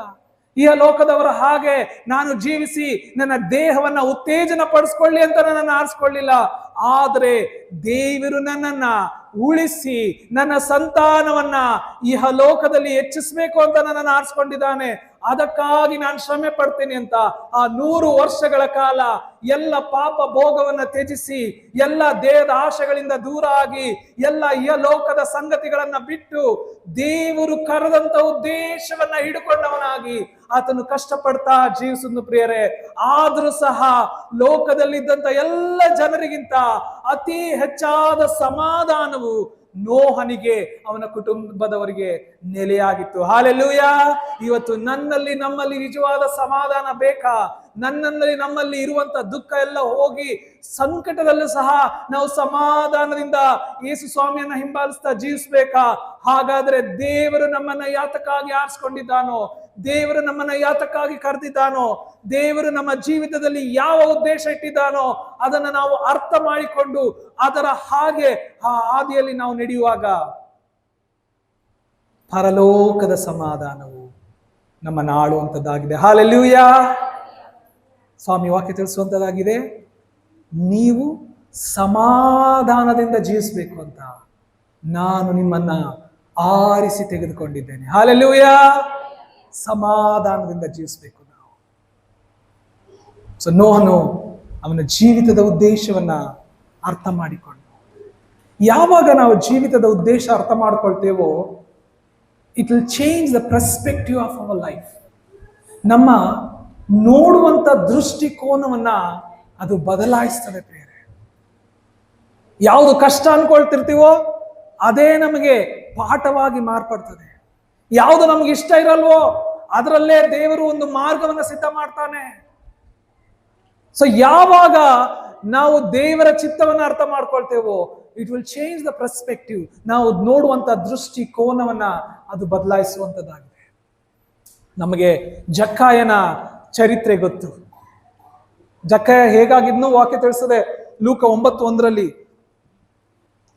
ಲೂಕ 19:2 ಜಕ್ಕಾಯನು ಸುಂಕದ ಗುತ್ತಿಗೆದಾರನು ಮತ್ತು ಐಶ್ವರ್ಯವಂತನಾಗಿದ್ನು. ಅವರು ಸುಂಕ ತೆಗಿತಾರಲ್ಲ ಅವರೆಲ್ಲರಿಗೂ ಅವನೇ ಮೇಸ್ತ್ರಿ. ಅಷ್ಟು ಮಾತ್ರ ಅಲ್ಲ, ಇನ್ನೇನಾಗಿದ್ನು? ಐಶ್ವರ್ಯವಂತವನಾಗಿದ್ನು. ಅವನ ಜೀವಿತ ಬರೀ ಹಣ ಪಡ್ಕೊಳ್ಳೋದು, ಐಶ್ವರ್ಯವಂತನಾಗೋದು, ಎಲ್ಲರಿಂದ ಹಣ ಕಸ್ಕೊಳ್ಳೋದು, ಐಶ್ವರ್ಯವಂತನಾಗೋದು. ಅದೇ ಜೀವನ ಅನ್ಕೊಂಡಿದ್ನು, ಅದೇ ಜೀವನದ ಉದ್ದೇಶ ಅನ್ಕೊಂಡಿದ್ನು. ದಿನೇ ದಿನೇ ಐಶ್ವರ್ಯವಂತನಾಗ್ತಾ ಇದ್ದಾನೆ, ಅದೇ ನನಗೆ ಜೀವನ ಅಂತ ಅನ್ಕೊಂಡು ಅವನು ಜೀವಿಸ್ತಾ ಇದ್ನು. ಆದ್ರೆ ವಾಕ್ಯ ತಿಳಿಸ್ತದೆ, ಲೂಕ 19:5 ಯೇಸು ಸ್ವಾಮಿ ಅವನನ್ನ ಕಂಡು ಅವನ ಜೊತೆ ಸಂಭಾಷಣೆ ಮಾಡಿದ. ಯಾವಾಗ ಯೇಸು ಸ್ವಾಮಿ ಅವನ ಜೀವಿತಕ್ಕೆ ಎಂಟ್ರಿ ಆದ್ರೋ, ಯಾವಾಗ ಯೇಸು ಸ್ವಾಮಿ ಅವನ ಜೀವಿತಕ್ಕೆ ಕಾಲಿಟ್ರೋ, ಆವಾಗ ಜಕ್ಕಾಯನ ಆತ್ಮನ ಕಣ್ಣುಗಳು ತೆರೀತು, ಅವನ ಹೃದಯ ತೆರೀತು. ವಾಕ್ಯ ತಿಳಿಸ್ತದೆ, ಯಾವಾಗ ಯೇಸು ಸ್ವಾಮಿ ನಾನು ನಿನ್ನ ಮನೆಯಲ್ಲಿ ಇಳ್ಕೊಳ್ಬೇಕು ಅಂತ ಹೇಳಿದ ತಕ್ಷಣ ಜಕ್ಕಾಯನು ಇಳಿದು ಬಂದು ಹೇಳ್ತಾ ಇದ್ದಾನೆ, ತಂದೆಯೇ, ನನ್ನ ಆಸ್ತಿಯಲ್ಲಿ ಅರ್ಧ ಭಾಗವನ್ನ ಬಡವರಿಗೆ ಕೊಡ್ತೇನೆ. ನಾನೇನಾದ್ರೂ ಅನ್ಯಾಯವಾಗಿ ಏನಾದ್ರೂ ಹಣವನ್ನ ತಕೊಂಡಿದ್ರೆ 4ರಷ್ಟು ನಾನು ಹಿಂದೆ ಕೊಡ್ತಾ ಇದ್ದೇನೆ. ನೋಡಿ, ಯಾವಾಗ ಯೇಸು ಸ್ವಾಮಿಯ ಜೊತೆ ಅವನ ಸಂಬಂಧ ಆಯ್ತೋ, ಅವನು ಯೇಸು ಸ್ವಾಮಿಯ ಜೊತೆ ಮಾತಾಡಿದ್ನೋ, ತಕ್ಷಣವೇ ಅವನ ಜೀವಿತದ ಉದ್ದೇಶ ಬದಲಾಯಿತು. ಹಾಲೆಲೂಯಾ. ದೇವರು ಯಾತಕ್ಕಾಗಿ ಆತನನ್ನು ಆರಿಸ್ಕೊಂಡಿದ್ನು, ಯಾತಕ್ಕಾಗಿ ದೇವರು ಅವನನ್ನ ಕರೆದನೋ, ಆ ಸಂಗತಿ ಅವನಿಗೆ ಅರ್ಥ ಆಗಿ ಹೇಳ್ತಾ ಇದ್ದಾನೆ, ನಾನು ನನ್ನ ಆಸ್ತಿಯನ್ನ ಬಡವರಿಗೆ ಕೊಡ್ತೇನೆ. ನಾನು ಅನ್ಯಾಯ ಮಾಡಿದ್ರೆ 4ರಷ್ಟು ಹಿಂದೆ ಕೊಡ್ತೇನೆ. ಅನೇಕ ಸಾರಿ ನಾವು ಪಡಕೊಳ್ಳುವುದು ನಮ್ಮ ಜೀವಿತದ ಉದ್ದೇಶ, ಕಸಕೊಳ್ಳುವುದು ಜೀವಿತದ ಉದ್ದೇಶ, ನಾವೆಲ್ಲರಿಂದ ವಸೂಲಿ ಮಾಡುವುದು ಜೀವಿತದ ಉದ್ದೇಶ ಅನ್ಕೊಂಡಿರ್ತೀವಿ. ಆದ್ರೆ ದೇವರ ವಾಕ್ಯ ತಿಳಿಸ್ತಾ ಇದೆ, ಜಕ್ಕಾಯನು ದೇವರನ್ನ ಯೇಸು ಸ್ವಾಮಿಯನ್ನ ನೋಡಿದ ತಕ್ಷಣ ಅವನಿಗೆ ಅರ್ಥ ಆಯ್ತು, ನಾನು ಕಸಕೊಳ್ಳುವುದಲ್ಲ, ಕೊಡುವುದು ಜೀವಿತದ ಉದ್ದೇಶ. God has called us to give. ದೇವರು ನಮ್ಮನ್ನ ಕೊಡುವುದಕ್ಕಾಗಿ ಆರಿಸ್ಕೊಂಡಿದ್ದಾನೆ ಪ್ರಿಯರೇ. ಸೊ ನಮ್ಮ ಜೀವಿತದ ಉದ್ದೇಶ ನಮ್ಗೆ ಇವತ್ತು ಅರ್ಥ ಆಗ್ಬೇಕು. ಯಾವಾಗ ನಮ್ಮ ಜೀವಿತದ ಉದ್ದೇಶ ಅರ್ಥ ಆಗುತ್ತೋ, ಜಕ್ಕಾಯನಿಗೆ ಪಡಕೊಂಡಾಗ ಸಮಾಧಾನ ಇರಲಿಲ್ಲ, ಕಸಕೊಂಡಾಗ ಸಮಾಧಾನ ಇರಲಿಲ್ಲ. ಆ ಸಮಾಧಾನ ಹುಡುಕ್ತಾ ಹುಡುಕ್ತಾ ಯೇಸು ಸ್ವಾಮಿ ನೋಡ್ಬೇಕು ಅಂತ ಬಂದ. ಆದ್ರೆ ಯಾವಾಗ ಅವನು ಕೊಟ್ನೋ, ಪರಲೋಕದ ಸಮಾಧಾನ ಅವನಿಗೆ ಆಳಲ್ಪಡ್ತು. ಹಾಲೆಲೂಯಾ. ಅವನು ಪರಲೋಕದ ಸಮಾಧಾನದಿಂದ ತುಂಬಿದವನಾಗಿದ್ನು. ಇವತ್ತು ಲೋಕದಲ್ಲಿ ನಾವು ಎಷ್ಟು ಶ್ರೀಮಂತರಾಗಿ ಜೀವಿಸ್ತಿದ್ದೇವೆ ಅನ್ನೋದು ಮುಖ್ಯ ಅಲ್ಲ. ಇವತ್ತು ಲೋಕದಲ್ಲಿ ನಮ್ಗೆ ಎಷ್ಟು ಗೌರವ, ಮಾನ, ಮರ್ಯಾದೆ ಇದೆ ಅನ್ನೋದು ಮುಖ್ಯ ಅಲ್ಲ. ಆದ್ರೆ ಇವತ್ತು ಎಷ್ಟು ಸಮಾಧಾನ ಉಳ್ಳವರಾಗಿ ನಾವು ಜೀವಿಸ್ತಾ ಇದ್ದೇವೆ, ಎಷ್ಟು ನೆಮ್ಮದಿಯಾಗಿ ನಾವು ಜೀವಿಸ್ತಾ ಇದ್ದೇವೆ. ಕಷ್ಟಗಳು ಬಂದಾಗ ನಾವು ನಡುಗಿ ಹೋಗ್ತೇವೋ, ಅಥವಾ ಕಷ್ಟ ಬಂದಾಗ ನಾವು ದೇವರನ್ನ ಆತ್ಕೊಂಡು, ನನ್ನ ತಂದೆಯಾದ ದೇವರಿದ್ದಾನೆ, ಆತನು ಎಲ್ಲವನ್ನ ನೋಡಿಕೊಳ್ಳುವ ತಂದೆ ಆಗಿದ್ದಾನೆ, ಆತನ ಮೇಲೆ ಭರವಸೆವಿಟ್ಟು ನಾನು ಮುಂದೆ ನಡೀತೇನೆ ಅನ್ನುವಂಥ ಸಮಾಧಾನದಿಂದ ನಾವು ಮುಂದೆ ಹೋಗ್ತಾ ಇದ್ದೇವೋ, ನಮ್ಮನ್ನು ನಾವು ಎಚ್ಚರಿಸಿಕೊಳ್ಳೋಣ ಪ್ರಿಯರೇ. ಯಾವ ರೀತಿಯಲ್ಲಿ ನಾವು ಜೀವಿಸ್ತಾ ಇದ್ದೇವೆ? ಜಕ್ಕಾಯನ ಜೀವಿತ ಬದಲಾವಣೆ ಆಯಿತು. ಜಕ್ಕಾಯ ಏನು ಜೀವನ ಅನ್ಕೊಂಡಿದ್ನೋ ಅದು ಜೀವನ ಅಲ್ಲ. ಯಾತಕ್ಕಾಗಿ ಯೇಸು ಸ್ವಾಮಿ ಕರೆದನೋ ಅದೇ ನಿಜವಾದ ಜೀವನ ಅಂತ ಅವನು ಅರ್ಥ ಮಾಡ್ಕೊಂಡು. ಪೌಲನು ಸಹ ವಾಕ್ಯ ತಿಳಿಸ್ತದೆ, ವಾಕ್ಯ ಓದ್ಲಿಕ್ಕೆ ಸಮಯ ಇಲ್ಲ, ಮನೆಯಲ್ಲಿ ಓದ್ಕೊಳ್ಳಿ. ಅಪೊಸ್ತಲರ ಕೃತ್ಯ 9ನೇ ಅಧ್ಯಾಯದಲ್ಲಿದೆ. ಆತನು ಕ್ರಿಸ್ತನ ಶಿಷ್ಯರನ್ನ ಬೆದರಿಸಿ ಸಂಹರಿಸಬೇಕು ಅಂತ ಬಂದು ಪೌಲ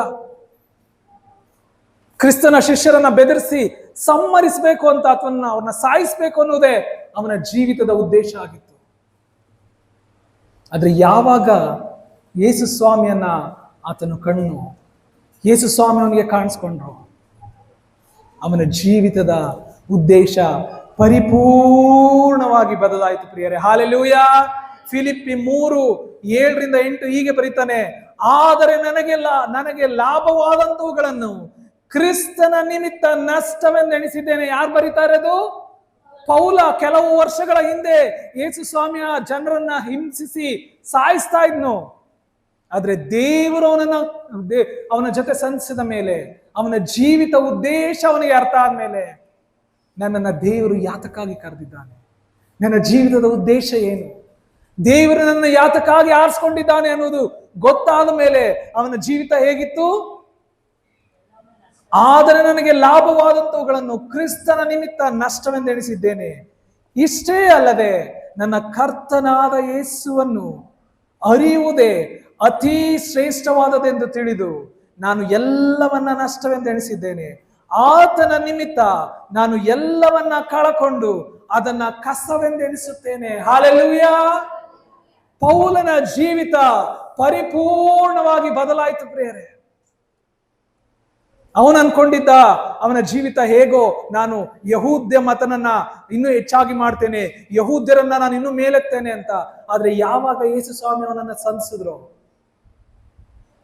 ಈ ಲೋಕದೆಲ್ಲವನ್ನ ಕಸವಾಗಿ ಕಂಡ್ಬಿಟ್ನು.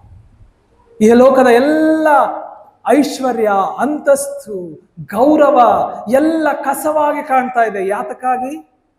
ಕ್ರಿಸ್ತ ಯೇಸುವನ್ನ ಸಂಪಾದಿಸಿಕೊಳ್ಳುವುದೇ. ಹಾಲೆಲೂಯಾ. ಫಿಲಿಪ್ಪಿ 1:21 ಹೀಗಿದೆ, ಪೌಲನು ಬರೀತಾನೆ, ನನಗಂತೂ ಬದುಕುವುದೆಂದರೆ ಕ್ರಿಸ್ತನೇ, ಸಾಯುವುದು ನನಗೆ ಲಾಭವೇ. ಜೀವಿತದ ಉದ್ದೇಶವನ್ನು ಅವನು ಅರ್ಥ ಮಾಡಿಕೊಂಡು ಫಿಲಿಪ್ಪಿ 4:4 ಹೀಗೆ ಬರೀತಾನೆ, ಯಾವಾಗಲೂ ಕರ್ತನಲ್ಲಿ ಸಂತೋಷಿಸಿರಿ, ಸಂತೋಷ ಪಡ್ರಿ. ಆ ಸಂತೋಷ, ಆ ಸಮಾಧಾನ ಪೌಲನಿಗೆ ಇರಲಿಲ್ಲ. ಯೇಸು ಸ್ವಾಮಿಯನ್ನ ನಂಬುವುದಕ್ಕಿಂತ ಮುಂಚೆ, ಯೇಸು ಸ್ವಾಮಿಯ ಜೊತೆ ಅವನ ಜೀವಿತ, ಆ ಒಂದು ಸಂಭಾಷಣೆ ನಡೆಯುವುದಕ್ಕಿಂತ ಮುಂಚೆ ಅವನ ಜೀವಿತದಲ್ಲಿ ಸಮಾಧಾನವಾಗ್ಲಿ, ಸಂತೋಷವಾಗಿ ಇರಲಿಲ್ಲ. ಆದ್ರೆ ವಾಕ್ಯ ತಿಳಿಸ್ತದೆ, ಆತನು ಯೇಸು ಸ್ವಾಮಿಯನ್ನ ನಂಬಿ ಅವನ ಜೀವಿತದ ಉದ್ದೇಶವನ್ನು ಅರ್ಥ ಮಾಡಿಕೊಂಡ ಮೇಲೆ ಅವನು ಇರುವಂತ ಎಲ್ಲ ಕಷ್ಟಗಳಲ್ಲಿ, ಅವನಿಗೆ ಪಟ್ಟಂತ ಎಲ್ಲ ಬಾಧೆಗಳಲ್ಲಿ, ಅವನು ಅನುಭವಿಸಿದಂತ ಎಲ್ಲ ನೋವುಗಳಲ್ಲಿ ಆತನು ಬರೀತಾನೆ, ಯಾವಾಗಲೂ ಕರ್ತನಲ್ಲಿ ಸಂತೋಷಿಸ್ರಿ. ಹಾಲೆಲೂಯಾ. ಸಂತೋಷ ಪಡ್ರಿ. ಹಾಲೆಲೂಯಾ. ಇವತ್ತು ನಾವು ನಮ್ಮ ಜೀವಿತದ ಉದ್ದೇಶವನ್ನು ಅರ್ಥ ಮಾಡ್ಕೊಂಡ್ರೆ, ಧಗೆಗೆ ಭಯಪಡದೆ ಹಸುರಸುರಾದ ಎಲೆಗಳನ್ನ ನಾವು ಕ್ಷಾಮ ವರ್ಷದಲ್ಲೂ ಬಿಡುವ ಹಾಗೆ ದೇವರು ನಮ್ಮನ್ನ ಬಲಪಡಿಸಲಿಕ್ಕಿದ್ದಾನೆ. ಹಾಲೆಲೂಯಾ. ನಾವು ಕ್ಷಾಮ ಇರುವಾಗಲೂ ಹಸುರಸುರಾಗಿ ಚಿಗುರುವ ಹಾಗೆ ದೇವರು ನಮ್ಮ ಜೀವಿತವನ್ನ ಬಲಪಡಿಸಲಿಕ್ಕಿದ್ದಾನೆ. ಹಾಲೆಲೂಯಾ. ಯಾಕಂದ್ರೆ ನಮ್ಮ ಜೀವಿತದ ಉದ್ದೇಶವನ್ನ ಅರ್ಥ ಮಾಡಿಕೊಂಡಾಗ ಪರಲೋಕದ ಸಮಾಧಾನವು ನಮ್ಮನ್ನ ಆಳುವಂತದ್ದಾಗಿದೆ ಪ್ರಿಯರೇ. ಪೌಲನ ಅದನ್ನು ಅರ್ಥ ಮಾಡಿಕೊಂಡು ಅವನು ಸಾಯುವ ಗಳಿಗೆಯಲ್ಲಿ, ಅಥವಾ ಅವನು ಜೀವಿಸಿದ ಕೊನೆಯ ದಿನಗಳಲ್ಲಿ ಅವನು ಎಷ್ಟು ಮಟ್ಟಿಗೆ ಅಂತ ಆದ್ನು ಅಂದ್ರೆ, ನನಗೆ ಕ್ರಿಸ್ತನ ಸ್ವರೂಪ್ಯ ನನ್ನಲ್ಲಿ ಉಂಟಾಗಬೇಕು, ಅಥವಾ ಕ್ರಿಸ್ತನ ಹಾಗೆ ಆತನು ಜೀವಿಸಲಿಕ್ಕೆ ಪ್ರಯತ್ನ ಪಟ್ಟನು.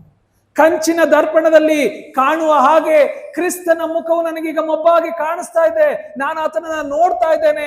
ಈಗೋ ನಾನು ಆತನ ಬಳಿಯಲ್ಲಿ ಇರ್ತೇನೆ. ಆತನಿಗೆ ಸಾವು ಹತ್ರವಾಗ್ತಾ ಇದ್ರು ಸಹ ಆತನು ಧೈರ್ಯವಾಗಿ ಮುಂದೆ ಪ್ರೇರೆ ಸಮಾಧಾನದಿಂದ ಜೀವಿಸುವುದು.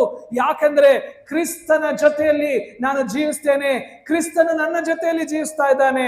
ಇನ್ನು ನಾನು ಬದುಕುವುದಾದ್ರೆ ಕ್ರಿಸ್ತನಿಗಾಗಿ ಜೀವಿಸ್ತೇನೆ ಅನ್ನುವಂತ ಆ ಒಂದು ಜೀವನದ ಉದ್ದೇಶ ಅವನಿಗೆ ಅರ್ಥ ಆದದ್ರಿಂದ ಅವನು ಸಮಾಧಾನದಲ್ಲಿ ಅವನು ಜೀವಿಸುವ ಪ್ರೇರೆ. ಇವತ್ತು ನಮ್ಮಲ್ಲಿ ಸಮಾಧಾನ ಬೇಕಾಗಿದೆಯೋ? ನಮ್ಮನ್ನ ಯಾತಕ್ಕಾಗಿ ದೇವರು ಕರೆದದ್ದು ಅದನ್ನು ನಾವು ತಿಳ್ಕೊಳ್ಳೋಣ.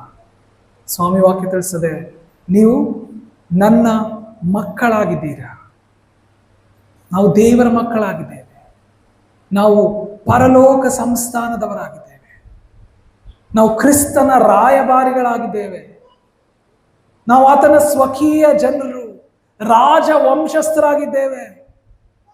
ಇದೆಲ್ಲವನ್ನ ಅರ್ಥ ಮಾಡ್ಕೊಳ್ತಾ ನಮ್ಮ ಜೀವಿತದ ಉದ್ದೇಶ ಬದಲಾವಣೆ ಆಗುತ್ತೆ. ರಾಜವಂಶಸ್ಥರನ್ನ ಯಾರನ್ನ ನೋಡಿದೀರಾ? ಹಳೆ ಕಾಲದಲ್ಲಿ ತುಂಬಾ ಗೌರವವಾಗಿ, ತುಂಬಾ ಒಂದು ಮರ್ಯಾದೆಯಿಂದ ನಡ್ಕೊಳ್ತಾ ಇದ್ರು. ನಾವು ರಾಜವಂಶಸ್ಥರು ಅಂತ ಹೇಳಿ ನಮ್ಮ ಮನಸ್ಸಿಗೆ ಬಂದ ಹಾಗೆ ದೇಹದ ದುರಾಶೆಗಳ ಪ್ರಕಾರ ನಡೆಯುವುದಾದರೆ ನಮಗೆ ಸಮಾಧಾನ ಸಿಕ್ಕುವುದಿಲ್ಲ. ನಮ್ಮನ್ನು ನಾವು ಆಲೋಚಿಸ್ಕೊಳ್ಳೋಣ. ಸೊ ಯಾಕೆ ನಾವು ನಮ್ಮ ಜೀವಿತದ ಉದ್ದೇಶವನ್ನ ನಾವು ಅರ್ಥಕೊಳ್ಬೇಕು ಅಂದ್ರೆ, when you know the purpose of your life, it will help you to focus on the things which is important and neglect the things of this world. ಜೀವಿತದ ಉದ್ದೇಶ ಅರ್ಥ ಮಾಡಿಕೊಂಡಾಗ ಆತ್ಮಿಕ ವಿಷಯಗಳಿಗೆ ಹೆಚ್ಚಾದ ಗಮನ ಹರಿಸಿ ನಮಗೆ ಬೇಡವಾದ ಲೌಕಿಕ ವಿಷಯಗಳನ್ನ ತಿರಸ್ಕರಿಸುವಂತೆ ಅದು ನಮಗೆ ಪ್ರೋತ್ಸಾಹಿಸ್ತದೆ. ಯಾವಾಗ ನಾವು ಜೀವಿತದ ಉದ್ದೇಶ ಅರ್ಥ ಮಾಡ್ಕೊಳ್ತೇವೋ ನಾವು ಹೆಚ್ಚಾಗಿ ಆತ್ಮಿಕ ವಿಷಯಗಳಿಗೆ ಒತ್ತು ಕೊಡ್ತೇವೆ, ಲೋಕದ ವಿಷಯಗಳನ್ನ ತ್ಯಜಿಸ್ಬಿಡ್ತೇವೆ. ಯಾವಾಗ ನಾವು ಹೆಚ್ಚಾಗಿ ಆತ್ಮಿಕರಾಗ್ತೀವೋ ಕ್ರಿಸ್ತನ ಸಮಾಧಾನ ನಮ್ಮನ್ನು ಆಡ್ತದೆ. ಲೋಕವು ನಮ್ಮನ್ನು ನುಸುಳುವುದಿಲ್ಲ, ಲೋಕದ ಕತ್ತಲೆ ನಮ್ಮನ್ನು ನುಸುಳುವುದಿಲ್ಲ. ನಾವು ಆತ್ಮೀಕ ವಿಷಯಗಳಿಗಾಗಿ ಹೆಚ್ಚಾಗಿ ತಗೊಬಿಡ್ತೇವೆ ಯಾವಾಗ ನಮ್ಮ ಜೀವಿತದ ಉದ್ದೇಶ ನಮಗೆ ಅರ್ಥ ಮಾಡ್ಕೊಂಡಾಗ. ಸೊ ನಾವು ಜೀವಿತದ ಉದ್ದೇಶವನ್ನ ನಾವು ಅರ್ಥ ಮಾಡಿಕೊಳ್ಳುವಂತವರಾಗಿರೋಣ. When you understand the purpose of this life, it will help you to get rid of worldly desires, making you holy and increasing your peace. ನಾವು ನಮ್ಮ ಜೀವಿತದ ಉದ್ದೇಶವನ್ನು ಅರ್ಥ ಮಾಡಿಕೊಂಡಾಗ ಲೋಕದ ಆಶೆಗಳಿಂದ ದೂರವಾಗಿ ಪರಿಶುದ್ಧರಾಗಿರುವಂತೆಯೂ ಸಮಾಧಾನದಿಂದ ಜೀವಿಸುವಂತೆಯೂ ಮಾಡುವಂಥದ್ದಾಗಿದೆ. ನಮ್ಮನ್ನ ದೇವರು ಯಾತಕ್ಕಾಗಿ ಆರಿಸ್ಕೊಂಡಿದ್ದಾನೆ ಅನ್ನೋದು ಅರ್ಥ ಆದ್ರೆ ನಾವು ಪಾಪಗಳನ್ನ ಹಾಗೆ ಮಾಡ್ತೀವಿ, ಪಾಪದ ಕಾರ್ಯಗಳನ್ನ ಹಾಗೆ ಮಾಡ್ತೀವಿ. ಯಾಕೆ? ಪಾಪವು ಕೊಡುವ ಸಂಬಳ ಅಂತ ನಮ್ಗೆ ಅರ್ಥ ಆಗುತ್ತೆ. ಪಾಪದಿಂದ ಯಾವ ಪ್ರಯೋಜನ ಇಲ್ಲ, ಈ ದೇಹ ಒಂದು ದಿನ ನಾಶವಾಗ್ಲಿಕ್ಕೆ ಇಡಲ್ಪಟ್ಟಿದೆ, ಒಂದು ದಿನ ನಾಶವಾಗಿ ಹೋಗ್ತದೆ ಅಂತ ನಾವು ಅರ್ಥ ಮಾಡ್ಕೊಳ್ತೇವೆ. ಯಾವಾಗ ಈ ಅರ್ಥ ನಮ್ಮ ಜೀವಿತದಲ್ಲಿ ಆಗುತ್ತೋ ಅದು ನಮ್ಮನ್ನ ಪರಿಶುದ್ಧಗೊಳಿಸ್ತದಂತೆ. ಈ ಲೋಕದಲ್ಲಿ ದೇವರು ನಮ್ಮನ್ನ ಯಾತಕ್ಕಾಗಿಟ್ಟಿದ್ದಾನೆ? ನಾವು ನಮ್ಮ ಪಾಪವನ್ನ ತೆಗೆದು ಪರಿಶುದ್ಧ ಮಾಡ್ಲಿಕ್ಕಾಗಿ ದೇವರು ನಮಗೆ ಈ ಜೀವಿತವನ್ನು ಕೊಟ್ಟಿದ್ದಾನೆ. ಈ ಜೀವಿತದಲ್ಲಿ ಪಾಪದ ಕಡೆಯಿಂದ ಪರಿಶುದ್ಧತೆಯ ಕಡೆಗೆ ಹೋಗುವಂಥದ್ದೇ ಜೀವಿತವಾಗಿದೆ. ಇಸ್ರಾಯೇಲರು ಐಗುಪ್ತ ದೇಶದಿಂದ ಕಾನಾನ್ ದೇಶಕ್ಕೆ ಹೇಗೆ ಸಾಗಿ ಹೋದ್ರೋ ನಾವು ಸಹ ನಮ್ಮ ಪಾಪದ ಜೀವಿತವನ್ನ ಬಿಟ್ಟು ಪರಿಶುದ್ಧತೆ ಕಡೆಗೆ ಜೀವಿಸುವಂತದ್ದಾಗಿದೆ, ಅಥವಾ ಪರಿಶುದ್ಧತೆ ಕಡೆಗೆ ನಾವು ನಡೆದು ಹೋಗ್ಬೇಕಾಗಿದೆ. ಆಗ ನಡೆಯುವಾಗ ಅನೇಕ ಅಡೆತಡೆಗಳು ನಮ್ಮ ಜೀವಿತದಲ್ಲಿ ಬರುವಂತದ್ದಾಗಿದೆ. ನಾವು ದಿನಾವೂ ಅದಕ್ಕಾಗಿ ಪ್ರಯತ್ನ ಪಡಬೇಕಾಗಿದೆ.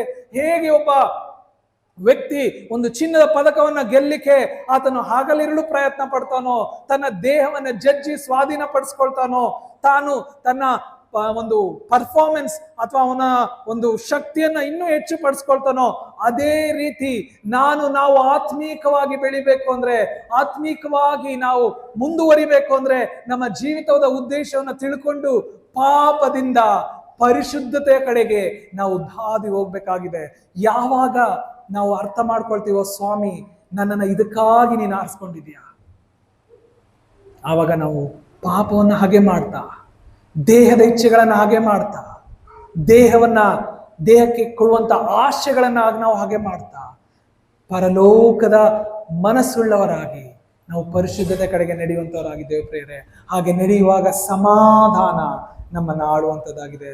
When you understand the purpose, true purpose of your life, you will learn while you suffer, and each learning will give more peace. ನಾವು ದೇವರು ಯಾತಕ್ಕಾಗಿ ನಮ್ಮನ್ನ ಕರೆದಿದ್ದಾನೆ ಅಂತ ಅಂದ್ಕೊಳ್ಳುವಾಗ ನಮ್ಮ ಪ್ರತಿಯೊಂದೊಂದು ಸಮಸ್ಯೆಗಳಲ್ಲೂ, ನಾವು ಪ್ರತಿ ದಿನ ಸಂಕಟ ಪಡುವಾಗ ಅದು ನಮಗೆ ಪಾಠವನ್ನು ಕಲಿಸ್ತದೆ. ಆ ಪಾಠವು ನಮಗೆ ಇನ್ನೂ ಹೆಚ್ಚಾದ ಸಮಾಧಾನವನ್ನು ಕೊಡ್ಲಿಕ್ಕಿದೆ. ಹಾಲೆಲೂಯಾ. ಸ್ವಾಮಿ ವಾಕ್ಯ ತಿಳಿಸ್ತದೆ, no pain in your life is waste. ನಿನ್ನ ಜೀವಿತದಲ್ಲಿ ಬರುವಂತ ಯಾವುದೇ ನೋವು ವ್ಯರ್ಥವಾಗುವುದಿಲ್ಲ. ಯಾವಾಗ ಆ ನೋವಿನಿಂದ ನೀನು ಕಲೀಲಿಕ್ಕೆ ಸಿದ್ಧವಾಗಿರುವಾಗ. ಹಾಲೆಲೂಯಾ. ಆ ನೋವಿನಿಂದ ನೀನೇನು ಕಲೀಲಿಕ್ಕೆ ಸಿದ್ಧ ಆಗಿಲ್ಲ ಅಂದ್ರೆ ಎಲ್ಲ ನೋವು ವ್ಯರ್ಥನೆ. ದೇವರು ಒಂದು ಎಚ್ಚರಿಕೆ ಕೊಟ್ಟನು, ಆ ಎಚ್ಚರಿಕೆಯಿಂದ ನೀನು ತಿರ್ಗ ಕಲ್ತ್ಕೊಳ್ಳಿಲ್ಲ, ಅದೇ ತಪ್ಪನ್ನ ಮಾಡ್ತಾ ಇದೀಯಾ, ತಿರುಗಿ ಅದೇ ತಪ್ಪನ್ನ, ಅದೇ ಪಾಪವನ್ನ ರಿಪೀಟ್ ಮಾಡ್ತಾ ಇದೆಯಾ ಅಂದ್ರೆ ಅದರಿಂದ ಯಾವ ಪ್ರಯೋಜನ ಇಲ್ಲ. ಆದ್ರೆ ನಮ್ಮ ಜೀವಿತದ ಉದ್ದೇಶ ನಮ್ಗೆ ಗೊತ್ತಾದ್ರೆ, ಸ್ವಾಮಿ ನಮ್ಮನ್ನ ಯಾತ ಕರೆದಿದ್ದಾನೆ ಅನ್ನೋದು ಗೊತ್ತಾದ್ರೆ, ನಾವು ಅನುಭವಿಸುವ ನೋವಿನಲ್ಲೂ ನಾವು ಪಾಠವನ್ನ ಕಲ್ತ್ಕೊಳ್ತೇವೆ. ಯಾವುದು ಮಾಡಬೇಕು, ಯಾವುದು ಮಾಡಬಾರ್ದು, ಯಾವುದು ಸರಿ, ಯಾವುದು ತಪ್ಪು, ಯಾವುದು ಲೌಕಿಕ, ಯಾವುದು ಆತ್ಮಿಕ, ಯಾವುದು ದೇವರಿಗೆ ಇಷ್ಟ, ಯಾರಿಗೂ ದೇವರಿಗೆ ಇಷ್ಟ ಇಲ್ಲ, ಯಾವುದು ಸೈತಾನಿಗೆ ಸಂಬಂಧಪಟ್ಟದ್ದು, ಯಾವುದು ಪರಲೋಕಕ್ಕೆ ಸಂಬಂಧಪಟ್ಟದ್ದು, ಇದೆಲ್ಲವನ್ನ ದೇವರು ಕಲಿಸ್ಕೊಡ್ತಾನೆ. ಎಲ್ಲಿ? ನಾವು ನೋವಿನಲ್ಲಿ ಹಾದು ಹೋಗುವಾಗ ದೇವರು ನಮಗೆ ಕಲಿಸ್ಕೊಡ್ತಾನೆ. ನಾವು ಉದ್ದೇಶ ಬಲ್ಲವರಾಗಿರೋದ್ರಿಂದ ಈ ಹಾದಿಯನ್ನ ಹಾದು ಹೋಗ್ಬೇಕೇ ಹೊರತು ನಮಗೆ ಡೆಸ್ಟಿನಿ, ನಮ್ಮ ಗುರಿ ಅಲ್ಲ ಅಂತ ಹೇಳಿ ಆ ಹಾದು ಹೋಗುವಾಗ ನಾವು ಕಲ್ತ್ಕೊಂಡು ಉನ್ನತ ಸ್ಥಿತಿಗೆ ಬರುವ ಹಾಗೆ, ಉನ್ನತ ಮಟ್ಟಕ್ಕೆ ಏರುವ ಹಾಗೆ ದೇವರು ನಮ್ಮನ್ನು ನಡೆಸುವಂತವನಾಗಿದ್ದಾನೆ ಪ್ರಿಯರೇ. ಹಾಲೆಲೂಯಾ. ನಮ್ಮನ್ನು ನಾವು ಆಲೋಚಿಸ್ಕೊಳ್ಳೋಣ. ದೇವರು ಒಂದು ಉದ್ದೇಶವುಳ್ಳವನಾಗಿ ನಮ್ಮನ್ನು ಆರಿಸಿಕೊಂಡಿದ್ದಾನೆ. ಮನುಷ್ಯನ ಆಯಸ್ಸು 70 ವರ್ಷ, ಬಲ ಹೆಚ್ಚಿದರೆ 80 ವರ್ಷ ಅಷ್ಟೇ. ನೀವೆಷ್ಟೇ ಸಂಪಾದನೆ ಮಾಡಿದ್ರು 80 ವರ್ಷ ಆದ್ಮೇಲೆ ಹೋಗ್ಲೇಬೇಕು. ನೀವೆಷ್ಟೇ ಆಸ್ತಿ ಇದ್ರು ಒಂದು ದಿನ ಎಲ್ಲ ಮಣ್ಣಾಗಿ ಹೋಗುತ್ತೆ. ಆದ್ರೆ ದೇವರಿಗಾಗಿ ನಾವು ಸಂಪಾದಿಸಿಕೊಂಡಂತ ಯಾವುದೇ ಕಾರ್ಯಗಳು ನಶಿಸಿ ಹೋಗುವುದೇ ಇಲ್ಲ. ಹಲ್ಲೆಲೂಯಾ. ಅದು ನಿತ್ಯ ನಿರಂತರಕ್ಕೂ ನಮ್ಮ ಜೊತೆ ಬಂದು ವಾಕ್ಯ ತಿಳಿಸ್ತದೆ. ಆ ದಿನದಲ್ಲಿ ಪ್ರಭಾವ, ಮಾನ, ಗೌರವವನ್ನ ಇಡೀ ಲೋಕದವರೆಲ್ಲರ ಮುಂದೆ ಆತನ ಮಕ್ಕಳಾದ ನಮಗೆ ಆತನು ನೀಡ್ಲಿಕ್ಕಿದ್ದಾನೆ ಪ್ರಿಯರೇ. ಹಲ್ಲೆಲೂಯಾ. ನಾವು ನಮ್ಮ ಜೀವಿತದ ಉದ್ದೇಶವನ್ನು ಅರ್ಥ ಮಾಡಿಕೊಂಡು ಲೋಕವನ್ನ ಹಿಂದೆಟ್ಟು, ಲೋಕದ ಆಶೆಗಳನ್ನ ಹಿಂದಟ್ಟಿ, ಲೋಕದವರ ಹಾಗೆ ನಡೆಯದೆ ನಮ್ಮ ಜೀವಿತದ ಉದ್ದೇಶವನ್ನು ಅರ್ಥ ಮಾಡಿಕೊಂಡು ಅದಕ್ಕಾಗಿ ನಾವು ತವಕ ಪಡುವಾಗ ಪೌಲನು ಹೇಳುವ ಹಾಗೆ, ನಾನು ಎದೆ ಬಗ್ಗಿದವನಾಗಿ ಹಿಂದಿನವುಗಳನ್ನ ಮರೆತು ಬಿಟ್ಟು ಮುಂದಿನ ಆ ಸಂಗತಿಯನ್ನ ನನ್ನ ನೆನಪಿಗೆ ತಂದುಕೊಂಡು ಆ ಗುರಿಯನ್ನ ಮುಟ್ಲಿಕ್ಕಾಗಿ ಎದೆ ಬಗ್ಗಿದವನಾಗಿ ಓಡ್ತಾ ಇದ್ದೇನೆ ಅಂತ ಪೌಲನು ಹೇಳುವ ಹಾಗೆ, ನಾವು ಇವತ್ತು ನಮ್ಮ ಜೀವಿತದ ಉದ್ದೇಶವನ್ನು ಅರ್ಥ ಮಾಡಿಕೊಂಡು ಅದಕ್ಕಾಗಿ ಜೀವಿಸುವಾಗ ವಾಕ್ಯ ತಿಳಿಸದೆ ಒಂದು ದಿನ ನಾವೆಲ್ಲರೂ ಮಣ್ಣಿಗೆ ಸೇರ್ತೇವೆ. ಆದರೆ ನ್ಯಾಯ ತೀರ್ಪಿನ ದಿನದಲ್ಲಿ ದೇವರು ತನ್ನ ಮಕ್ಕಳಾದ ನಮ್ಮೆಲ್ಲರಿಗೂ ನಾವು ಮಾಡಿದಂತ ಓಟಕ್ಕೆ ಸರಿಯಾಗಿ ಆತನು ಪ್ರತಿಫಲವನ್ನ ಕೊಟ್ಟು ನಮ್ಮ ತಲೆಯನ್ನ ಇಡೀ ಲೋಕದವರೆಲ್ಲರ ಮುಂದೆ ಆತನು ಗೌರವಕ್ಕೂ ಮಾನಕ್ಕೂ ಆತನು ಮೇಲೆತ್ತಿ ನಮ್ಮನ್ನ ಗೌರವ ಪಡಿಸ್ಲಿಕ್ಕಿದ್ದಾನೆ ಪ್ರಿಯರೇ. ಹಲ್ಲೆಲೂಯಾ. ದೇವರು ಹೇಳ್ತಾ ಇದ್ದಾನೆ, ಮಗನೇ ಮಗಳೇ, ನಿನ್ನನ್ನು ಇದಕ್ಕಾಗಿ ಆರಿಸ್ಕೊಂಡಿದ್ದೇನೆ. ಈ ಲೋಕದಲ್ಲಿ ಎಲ್ಲ ನಶ್ವರ, ಎಲ್ಲ ಒಂದು ದಿನ ಹೊರಟು ಹೋಗುತ್ತೆ. ನಿನಗಿರುವಂತ ಎಲ್ಲ ಪಾಪವನ್ನು ಬಿಟ್ಬಿಡು. ನಿನಗಿರುವಂತ ಶರೀರದ ಆಶೆಗಳನ್ನ ಬಿಟ್ಬಿಡು. ನಿನಗಿರುವಂತ ಕೋಪವನ್ನ ಬಿಟ್ಬಿಡು. ನಿನಗಿರುವಂತ ಅಸೂಹೆಯನ್ನ ಬಿಡು. ನಿನಗಿರುವಂತ ಹೊಟ್ಟೆ ಕಿಚ್ಚನ್ನ ಬಿಡು. ನಿನಗಿರುವಂತ ಈ ಒಂದು ಅಪನಂಬಿಕೆಯನ್ನ ಬಿಡು. ನಿನಗಿರುವಂತ ಈ ಗುಣಗುಟ್ಟುವಿಕೆಯನ್ನ ಬಿಡು. ಇದಕ್ಕಾಗಿ ನಾನು ನಿನ್ನನ್ನು ಆರಿಸ್ಕೊಂಡಿಲ್ಲ. ಇದು ಲೋಕದ ಜನರು ನಡೆಯುವಂತ ದಾರಿಯಾಗಿದೆ. ಇದು ಬರೀ ದೇವರನ್ನ ಅರಿಯದಂತ ಜನರು ನಡೆಯುವಂತ ಮಾರ್ಗವಾಗಿದೆ. ಆ ಮಾರ್ಗ ಮರಣ ಮಾರ್ಗವಾಗಿದೆ. ನಿನ್ನನ್ನಾದರೂ ಜೀವವಿರಬೇಕೆಂತಲೂ ಆ ಜೀವವು ಸಮೃದ್ಧಿಯಾಗಿರ್ಬೇಕೆಂತಲೂ ನಾನು ಜಗದುತ್ಪತ್ತಿಗೆ ಮೊದಲೇ ಆರಿಸಿಕೊಂಡಿದ್ದೇನೆ. ಹಲ್ಲೆಲೂಯಾ. ಆದ್ದರಿಂದ ನಮ್ಮ ಜೀವಿತದ ಉದ್ದೇಶವನ್ನು ಅರ್ಥ ಮಾಡಿಕೊಂಡು ಅದಕ್ಕಾಗಿ ನಾವು ಜೀವಿಸುವ ಪ್ರಿಯರೇ. ಹಾಗೆ ಜೀವಿಸುವುದಾದ್ರೆ ದೇವರು ತಕ್ಕ ಸಮಯದಲ್ಲಿ ನಮ್ಮನ್ನ ಮೇಲೆ ಕೆತ್ತಲಿಕ್ಕಿದ್ದಾನೆ. ಅಷ್ಟು ಮಾತ್ರವಲ್ಲದೆ ಪರಲೋಕದ ಸಮಾಧಾನವು ನಾವು ಬದುಕಿರುವ ಪ್ರತಿದಿನವೂ ನಮ್ಮಲ್ಲಿ ಆಳುವಂಥದ್ದಾಗಿದೆ. ಹಲ್ಲೆಲೂಯಾ. ಶುಭವು ಕೃಪೆಯು ಸದಾ ಕಾಲವು ನಮ್ಮನ್ನ ಹಿಂಬಾಲಿಸುವ ಹಾಗೆ ದೇವರು ಮಾಡ್ಲಿಕ್ಕಿದ್ದಾನೆ. ಹಲ್ಲೆಲೂಯಾ. ನಾವು ಸಮಾಧಾನದಿರಬೇಕು ಅಂದ್ರೆ ಇವತ್ತು ಜೀವಿತದ ಉದ್ದೇಶವನ್ನ ನಾವು ಅರ್ಥ ಮಾಡಿಕೊಳ್ಳುವ ಹಾಗೆ ದೇವರು ನಮ್ಮೆಲ್ಲರನ್ನ ಆಶೀರ್ವದಿಸಲಿ. ಆಮೆನ್.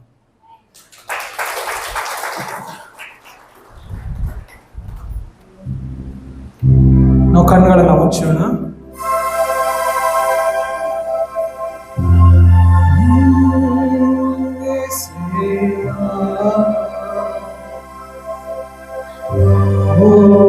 ಸಮಾಧಾನವನ್ನು ಕೊಡಪ್ಪ. ಸಮಾಧಾನ ಬೇಕು ರಾಜ. ನಮ್ಮ ಜೀವಿತದ ಉದ್ದೇಶ ನಮಗೆ ಕಲಿಸಿಕೊಡು ಸ್ವಾಮಿ ಯೇಸಯ್ಯ. ನಾವು ನಿನಗಾಗಿ ಜೀವಿಸ್ಬೇಕಪ್ಪ, ನಿನಗಾಗಿ ಬಾಳಬೇಕು ರಾಜನೇ. ಈ ಲೋಕದ ಆಶೆಗಳು ನಶ್ವರ. ಈ ಲೋಕದಲ್ಲಿ ಎಲ್ಲ ಒಂದು ದಿನ ನಶಿಸಿ ಹೋಗ್ತದಪ್ಪ. ಓ ನಿನ್ನ ಚಿತ್ತದ ಹಾಗೆ ಜೀವಿಸಲು ಬಲ ನೀಡು ತಂದೆ. ಯೇಸಯ್ಯ ಯೇಸಯ್ಯ. ಓ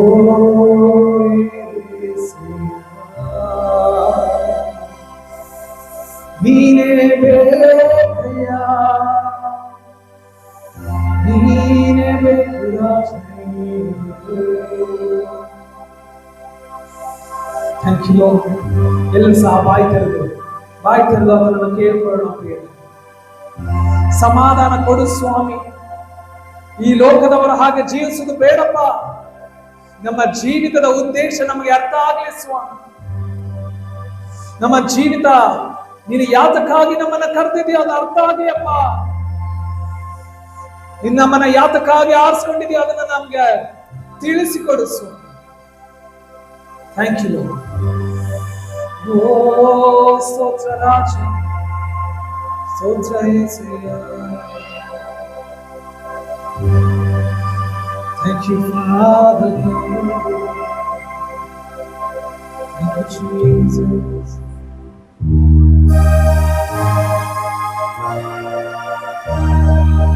ಕೆಲಸಕ್ಕೆ ಬಾರದೆಂದು ನಿರಾಕರಿಸಿ ತಳ್ಳಿ ಬಿಡದೆ, ಕೆಲಸಕ್ಕೆ ಬಾರದ ಪಾತ್ರೆ ಎಂದು ನಿರಾಕರಿಸಿ ತಳ್ಳಿ ಬಿಡದೆ, ತುಂಬಿ ತುಳುಕುವ ಪಾತ್ರೆಯಾಗಿ ಹಾರಿ ವರ್ತಿಸಯ್ಯ. ತುಂಬಿ ತುಳುಕುವ ಪಾತ್ರೆಯಾಗಿ ಹಾರಿ ವರ್ತಿಸಯ್ಯ. ಕುಂಬಾರನೇ ಸೃಷ್ಟಿಕರ್ತನೇ,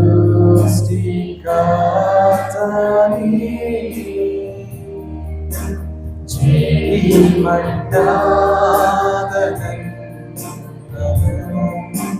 ಸೃಷ್ಟಿಸಿದೆಯಯ್ಯ.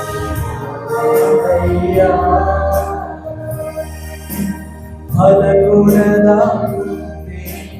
ನಾನಾಗಿರಲು ಕತ್ತರಿಸಿ ಬೀಸಾಡದೆ,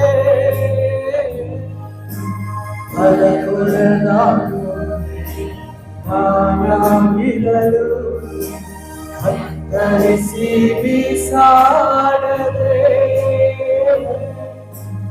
ಒಳ್ಳೆ ಫಲಗುಣ ತಂದೆಯಾಗಿ ಹಾರಿ ವರ್ತಿಸಯ್ಯ. ಒಳ್ಳೆ ಫಲಗುಣ ತಂದೆಯಾಗಿ ಹಾರಿ ವರ್ತಿಸಯ್ಯ.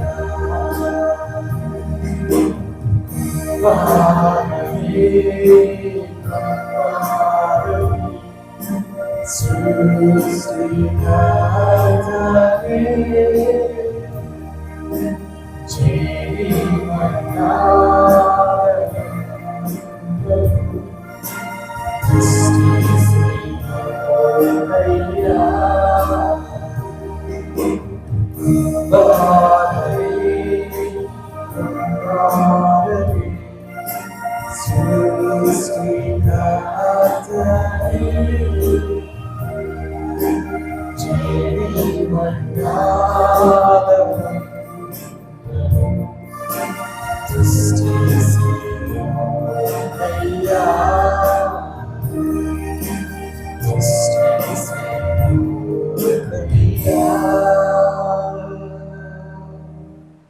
ಹೌದು ರಾಶಿ, ನಾವು ಕೆಲಸಕ್ಕೆ ಬಾರದ ಪಾತ್ರೆಗಳಾಗಿದ್ದೇವಪ್ಪ. ನಮ್ಮನ್ನು ನಿರಾಕರಿಸಿ ತಳ್ಳಿ ಬಿಡದೆ ರಕ್ಷಕ, ನಿನ್ನ ಉದ್ದೇಶವನ್ನು ಅರ್ಥ ಮಾಡಿಕೊಂಡು, ನೀನು ನಮ್ಮನ್ನ ಯಾತಕ್ಕಾಗಿ ಕರೆದಿದೆಯೋ ಅದನ್ನು ಅರ್ಥ ಮಾಡಿಕೊಂಡು ಸ್ವಾಮಿ ನಿನಗಾಗಿ ಜೀವಿಸುವ ಹಾಗೆ, ನಿನ್ನಿಂದ ಉಂಟಾಗುವಂತ ಪರಲೋಕದ ಸಮಾಧಾನದಲ್ಲಿ ನಾವು ಸಹ ಭಾಗಿಗಳಾಗುವ ಹಾಗೆ ಮುಂದೆ ಬರುವಂತ ದಿನಗಳಲ್ಲಿ ನಮ್ಮನ್ನ ಪ್ರೋತ್ಸಾಹಿಸಿ ನಡೆಸು ಸ್ವಾಮಿ. ನಿನ್ನ ಮಕ್ಕಳಾದ ನಮ್ಮೆಲ್ಲರನ್ನ ಆಶೀರ್ವದಿಸು. ಇರುವಂತ ದುಃಖ, ಇರುವಂತ ಮನಸ್ಸಿನಲ್ಲಿರುವಂತ ವೇದನೆ, ಸಂಕಟ ನೀನೆ ತೆಗೆದು ಹಾಕಪ್ಪ. ಹೌದು ರಕ್ಷಕ, ಭವಿಷ್ಯದಲ್ಲಿ ಬರುವಂತ ಭಯ, ಜೀವನದ ಭಯ, ಆರೋಗ್ಯದ ಭಯ ಸ್ವಾಮಿ, ಸಾಲದ ಭಯ, ಅಕ್ಕಪಕ್ಕ ಮನೆಯವರ ಭಯ, ದುಷ್ಟ ಶಕ್ತಿಗಳ ಭಯ ಎಲ್ಲವನ್ನ ತೆಗೆದು ಪರಲೋಕದ ಸಮಾಧಾನ, ಪರಲೋಕದ ಸಂತೋಷವು, ಪರಲೋಕದ ನೆಮ್ಮದಿಯು ನಮ್ಮೆಲ್ಲರಲ್ಲಿ ಆಳಲಿ ಅಪ್ಪ ರಕ್ಷಕ. ಇಂದಿನಿಂದ ಮುಂದೆ ಪ್ರತಿದಿನವೂ ಹೆಚ್ಚುತ್ತಾ ಹೆಚ್ಚುತ್ತಾ ಬರಲಿ ಸ್ವಾಮಿ. ನೀನು ಬರುವ ತನಕ, ನಾವು ಲೋಕದಲ್ಲಿ ಜೀವಿಸುವ ತನಕ ನಿನ್ನ ಸಮಾಧಾನವು ನಮಗೆ ಸಮೃದ್ಧಿಯಾಗಿ ನಮ್ಮ ಜೀವಿತಗಳಲ್ಲಿ ವಾಸಿಸಲಿ ಅಪ್ಪ. ನಿನ್ನ ಕೃಪೆ, ನಿನ್ನ ಶುಭ ನಮ್ಮನ್ನ ಹಿಂಬಾಲಿಸಲಿ. ಬಂದಿರುವಂತಹ ಪ್ರತಿಯೊಬ್ಬೊಬ್ಬರನ್ನ ಆಶೀರ್ವದಿಸಿ, ಅವರೆಲ್ಲ ಕೊರತೆಯನ್ನು ನಿನ್ನ ಪ್ರಭಾವದ ಐಶ್ವರ್ಯಕ್ಕೆ ತಕ್ಕ ಹಾಗೆ ನೀಗಿಸಿಕೊಂಡು ಸಮಾಧಾನದಿಂದ ಅವರು ಮನೆಗಳಿಗೆ ಹಿಂದಿರುಗಲಿಕ್ಕಾಗುವ ಹಾಗೆ, ಸಮಾಧಾನದಿಂದ ಅವರು ಈ ವಾರವನ್ನ, ಈ ತಿಂಗಳನ್ನ, ಈ ವರ್ಷವನ್ನ, ಆ ತಮ್ಮ ಜೀವಿತವನ್ನ ಕಳೀಲಿಕ್ಕಾಗುವ ಹಾಗೆ ನೀನು ಕೃಪೆ ತೋರಿ ನಡೆಸು. ಎಲ್ಲ ಘನ ಮಾನ ಮಹಿಮೆ ಸದಾ ಕಾಲು ನಿನ್ನ ನಾಮಕ್ಕುಂಟಾಗಲಿ. ಇದನ್ನೆಲ್ಲ ಯೇಸು ಪ್ರಭುವೇ ನಿನ್ನ ಮುದ್ದಾದ ಒಂದೇ ಹೆಸರಿನಲ್ಲಿ ಬೇಡಿ ಪ್ರಾರ್ಥಿಸಿ ಹೊಂದಿದ್ದೇವೆಂದು ನಂಬುತ್ತೇವೆ ರಕ್ಷಕನೇ.